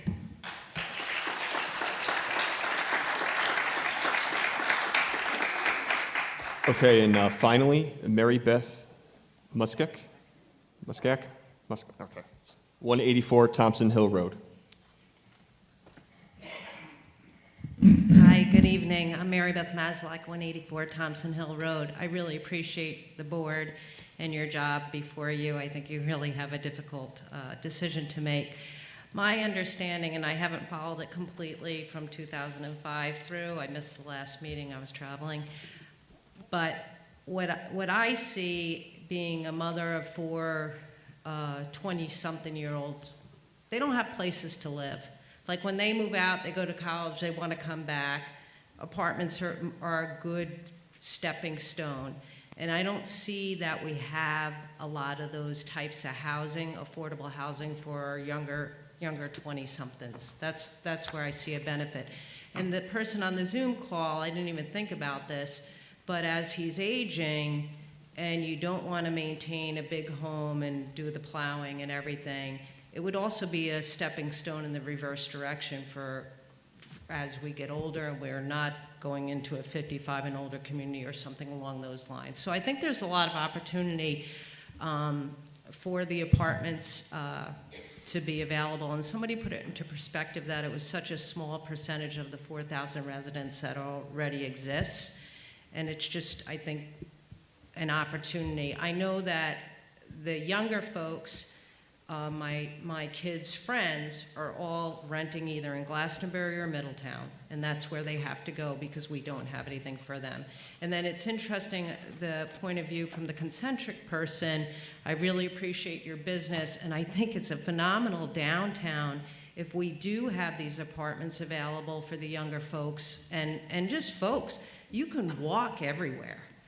And then I think you're gonna, as as this happens, as people start renting in these apartments, you're gonna have business sprawl. And it might not be in this development, but it's gonna be down Route 66 and other places to accommodate the demands of those people that are living in the apartments. Thank you. Good luck. Okay, with that. I think we have one more person on Zoom. Oh. If we can keep them to like a 1 minute comment, please. We really need to wrap it up. But go ahead, Dylan. Thank you. We are unmuting PJGW now. Pete Wilsey, Jobs Pond Road, Portland, Connecticut, volunteer firefighter with the Portland Fire Department. Prior to the COVID, we were running about 1,200 calls per year. I want to say about 90 some odd % were medicals. Post-COVID, we're down to about 900 calls. So yes, we have the ability to do additional calls if necessary. And to Mr. Francis' comment, yes, he moved into a facility that was already built, not something that's being built. So being built now is going to cost more than it was before. But again, with the medical calls, we have been doing more pre-COVID than we are doing now. Thanks, Pete. Go ahead, Dan. All right. Commercial demand's always been a concern at this site. It's no different now from the day we got here. It's informed concern. We keep deals. The reason I have the history I have in the projects I've done is we do keep our end of the deal, but we also choose who we're going to work with. We pick areas where we think we can partner, and frankly, it's too slow, yes, but so far so good. We have some momentum right now. We're not selling a project of this type. We're selling the completion of a project of this type. The numbers make sense. The strategies make sense. Markets are overwhelming. We've talked about the dynamics that we're up against. The people with fiscal responsibility, the town leaders who are charged with managing to a budget and promoting business growth in this area, are almost exclusively in support. The Selectmen, Economic Development Commission, Chamber of Commerce wrote a very good letter that's in the record that came in today. Other investors, that support from the Pomeroy Lodging I thought was important. And no, there's nothing going on with them. I just met them. The people who like the project, who never liked the project, I should say, will always come out in this forum when there's a change, if there's something provocative to talk about. And so that's why I think it's good that we're wrapping up tonight. Momentum is extremely important. I do say that we should give some credit for commercial development to the perception of progress being made at this site that made it easier for the SPA to get approval through their investment committee. That's a real thing, and it's happening. We are having to adjust, and the shift that's going on, and people have talked about this, when we check in on what's going on at Brainerd Place, the costs are up. There's no question about that. The construction costs are up, the cost of money is up, and so the rents have to be up to cover the costs of new construction. The play that we see is to go from vanilla space. When I say art by the pound, I'm just saying quality matters. So we're proposing a solution that makes it so that we can put up 50,000 square feet of premium space. That's the pitch. Full stop. We're not trying to not build the commercial. We're trying to find a way to build the commercial. This process, the not in my backyard, I don't want to see it, we don't want change, is going on everywhere. The reason the trends are happening the way they are, I was at a meeting in another municipality in Connecticut, and they said, why don't you just wait till October when you can do whatever you want? Well, we're trying to work with the town. It was about some new legislation that was coming through, and it had to do with converting commercial buildings into residential. We try to work with the town. That's all we're trying to do here now. Somebody said, why didn't you just build 532 units? Well, because the town expressed its desire, bless you, its desire to see historic buildings restored and trees to be saved. And there are things that are going on that are very good. And I'm excited about hard drivers. I'm happy to be talking about that soon. So all I'm saying is, I'm here saying with this pivot, it gives us the economics to finish a mission. And it is different from what I thought. I didn't think it would even be possible to try this level of a premium product. But that rooftop restaurant wasn't my idea. I can't say who we're trying to get in there, but I can say it wasn't my idea. But I thought it was a damn good idea and worth a shot. So if we have the ability to do it, we'll take the field and we'll keep pushing. If we don't, then we stand down and we hope. We'll complete the stuff we've started. I've said that. It'll be too late for everybody, but it'll be done well. Because look at the other stuff I've built. It's nice. We'll make this nice. Anything we start, you know, in terms of a building coming out of the ground, we'll make nice. So thank you for your time. I don't envy the position you're in because it is hard to go through these processes. But this is our proposed solution. And I do want to say one thing. Hanging a shingle, all we meant was we would demobilize from the site and there would be a sign up saying, call here. The hurdle gets higher if a job stops to re-engage and start a whole project again. We have a good team out there that can roll from building to building to building. And so I've learned in this business, you build when you can build, because there are going to be other times when macroeconomic reasons stop everything. So this is how we can finish the job. I thank you for your time.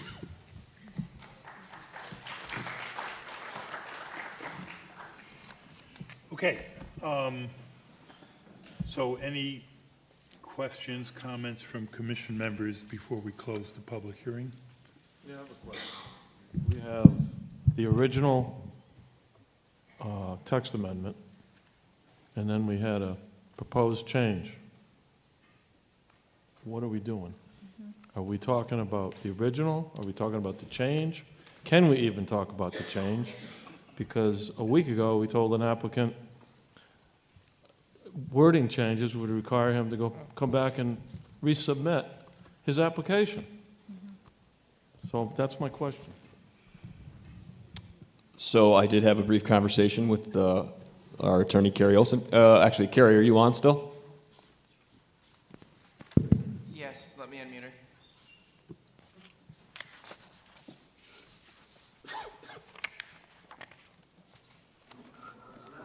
Good evening. Hi, Carrie. I don't know if you, So, Can you hear? yep, we can hear you. Did you hear Tom's question? so if I understand correctly, his question is, which proposal do you consider? My response is you should consider both of them. And the only reason that the modified proposal is, does not require a new application, and I can't speak to the other matter that you just talked about because I don't think I was consulted on it, is that it's more restrictive.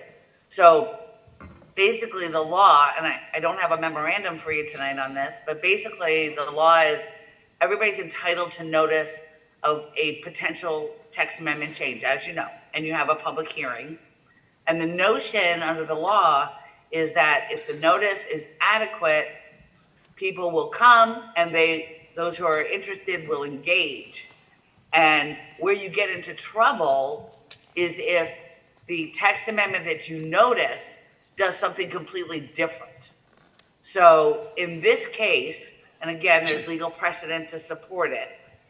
In this case, the modification actually shrinks the impact. It doesn't expand it. It doesn't change it to a different zone. it's actually more limiting. So what the courts have said, I believe it's the Ron Carey Industries case is coming to my mind. I believe it's the Ron Carey Industries case. So the fact that before it was any mud could avail themselves of what was being proposed, and there were, I guess, concerns about that. I believe what the applicant said is, as an alternative, how about just having this apply to this one particular zone? And so I think you have the right to consider both and determine based on the criteria that you're obliged to apply, which, if either, is consistent with your criteria and whether you should approve it. So if I understand right, then, as we go through our deliberations, after we close the public hearing, we can decide which of the two versions of the text amendment we would want to address. We as alternates Yeah, are we as a are commission. gone. We as a commission, yes. We as a commission. Now, the alternates cannot deliberate. Right. Remember, we've been through this as well. Yep. No, The alternates cannot deliberate. And what it's gonna boil down to is all of the rest of you discussing it, and whatever motion is put forth, obviously, will be the motion that you have to address. And again, through your deliberations, I think you have every right to weigh the pros and cons of both what was initially proposed and the shrunken version, for lack of a better word, the more limited version. You have the right to consider both. Again, in light of your criteria. You have to look at it through, in light of your I criteria. think we'd have to decide, we as a commission would have to decide which one we would like to vote. Yeah, you would come to a consensus or lack thereof. Regardless, you would kind of figure out what amalgamation you would like to vote on. Right. Okay, other questions from the commission before we close the public hearing? Okay, seeing none then, may I have a motion to close the public hearing for application 23-16? So moved. And a second? Seconded. All in favor, say aye. Aye. Opposed, say no. Okay, the public hearing for application 2316 is now closed. The next step would be deliberation. Any discussion amongst the commission members? That will not be taking place tonight That's due to a time yeah, constraint, it's up is to my you. feeling. Anyone have any objection to that? Okay, and that deliberation would have to happen before we do any sort of a vote. So when are we gonna schedule something? for So, and thank you for exiting quietly. So, surprisingly, June was actually a more difficult month to secure a night in this room than the other 2 months. The first 3 weeks of June are completely booked from all the different high school and middle school activities. The best date I could come up with to secure the room was June 27th. So that would be my recommendation for the special meeting. We need to do it here to accommodate the potential volume of people, as well as we have the technology here to broadcast.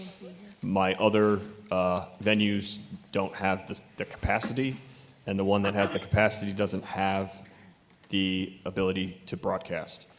So with that, unfortunately, we had a lengthy delay. So what are, You have 65 days to render a decision. right, but I'm just trying to figure out, what about, Chantel, closer to the mic. I don't know if they can hear you.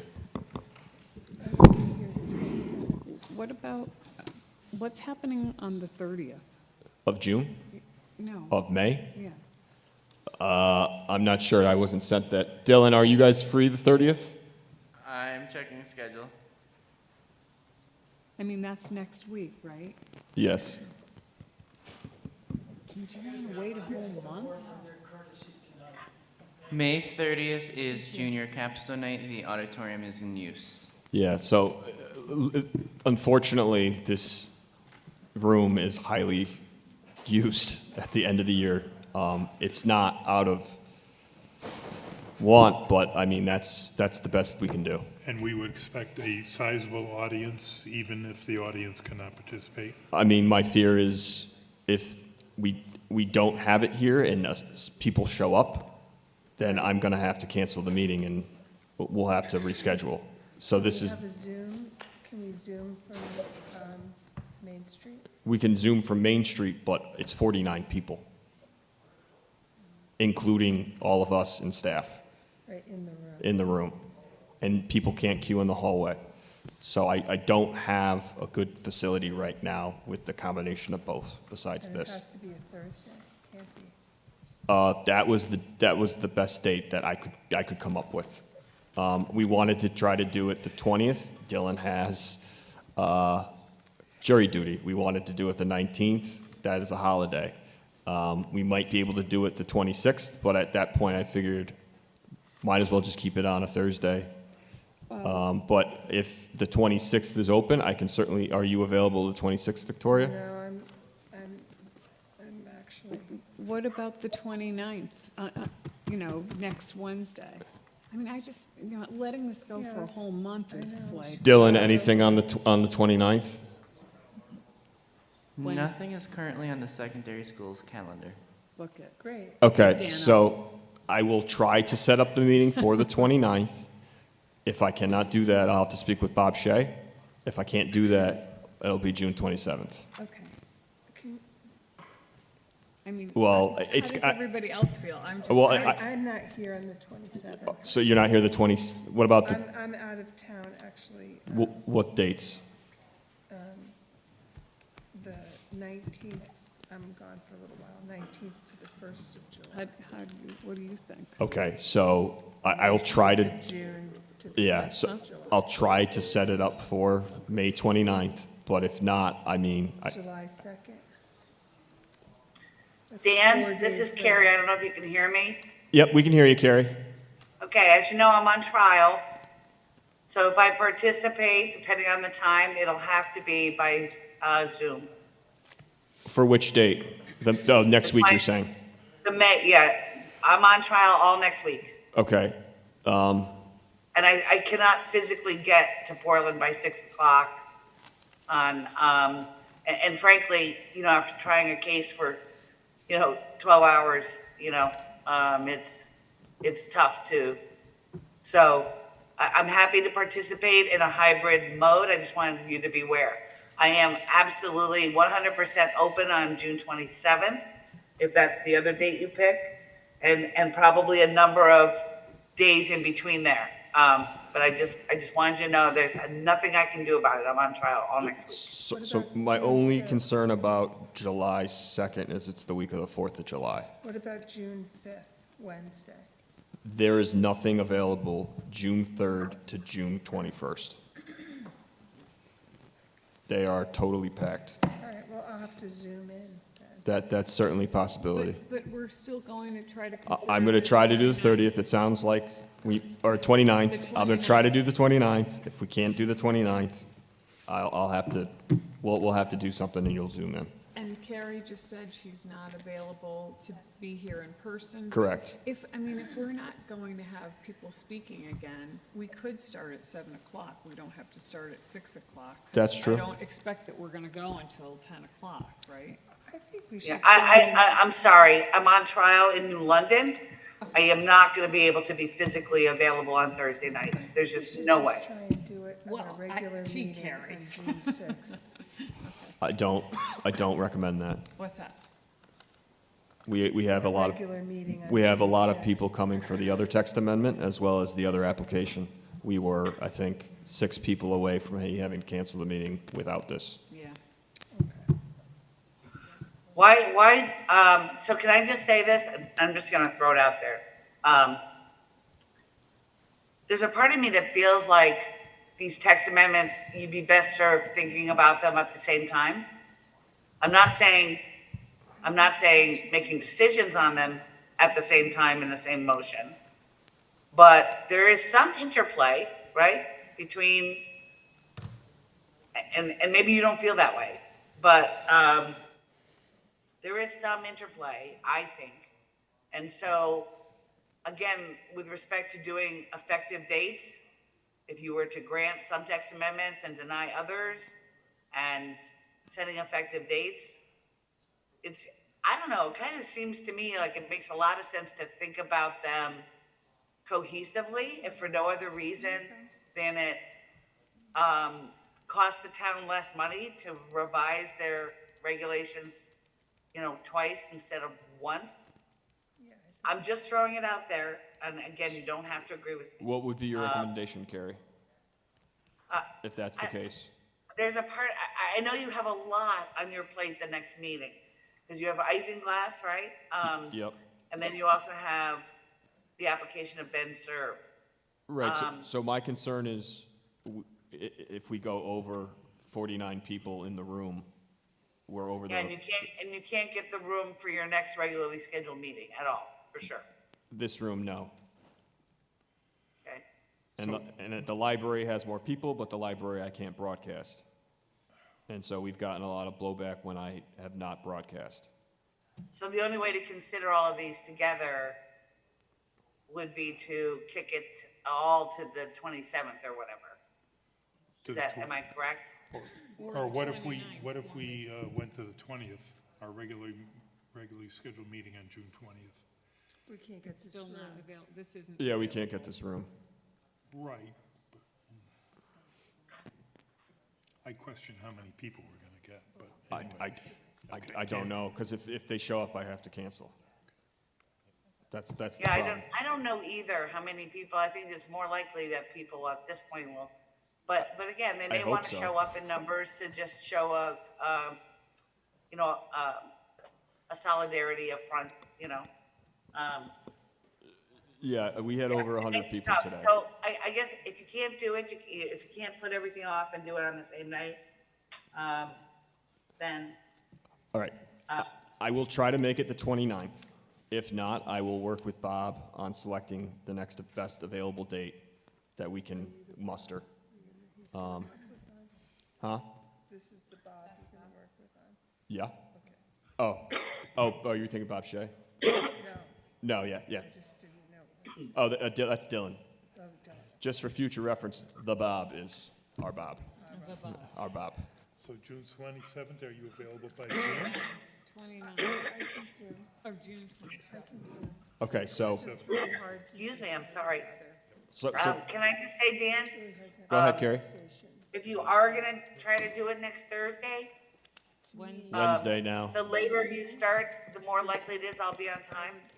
Okay. Yeah, I'm gonna figure this out first thing in the morning, Carrie. This is gonna be my goal. I just wanted to say, because 6 o'clock is tight.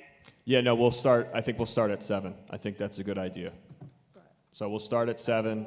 29th will be the first plan, and then I'll work with Bob on a later date if not.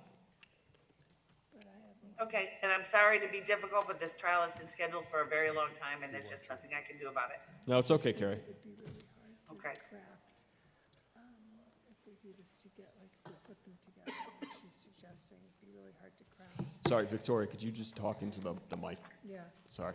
I'm just talking about scheduling still. Yeah.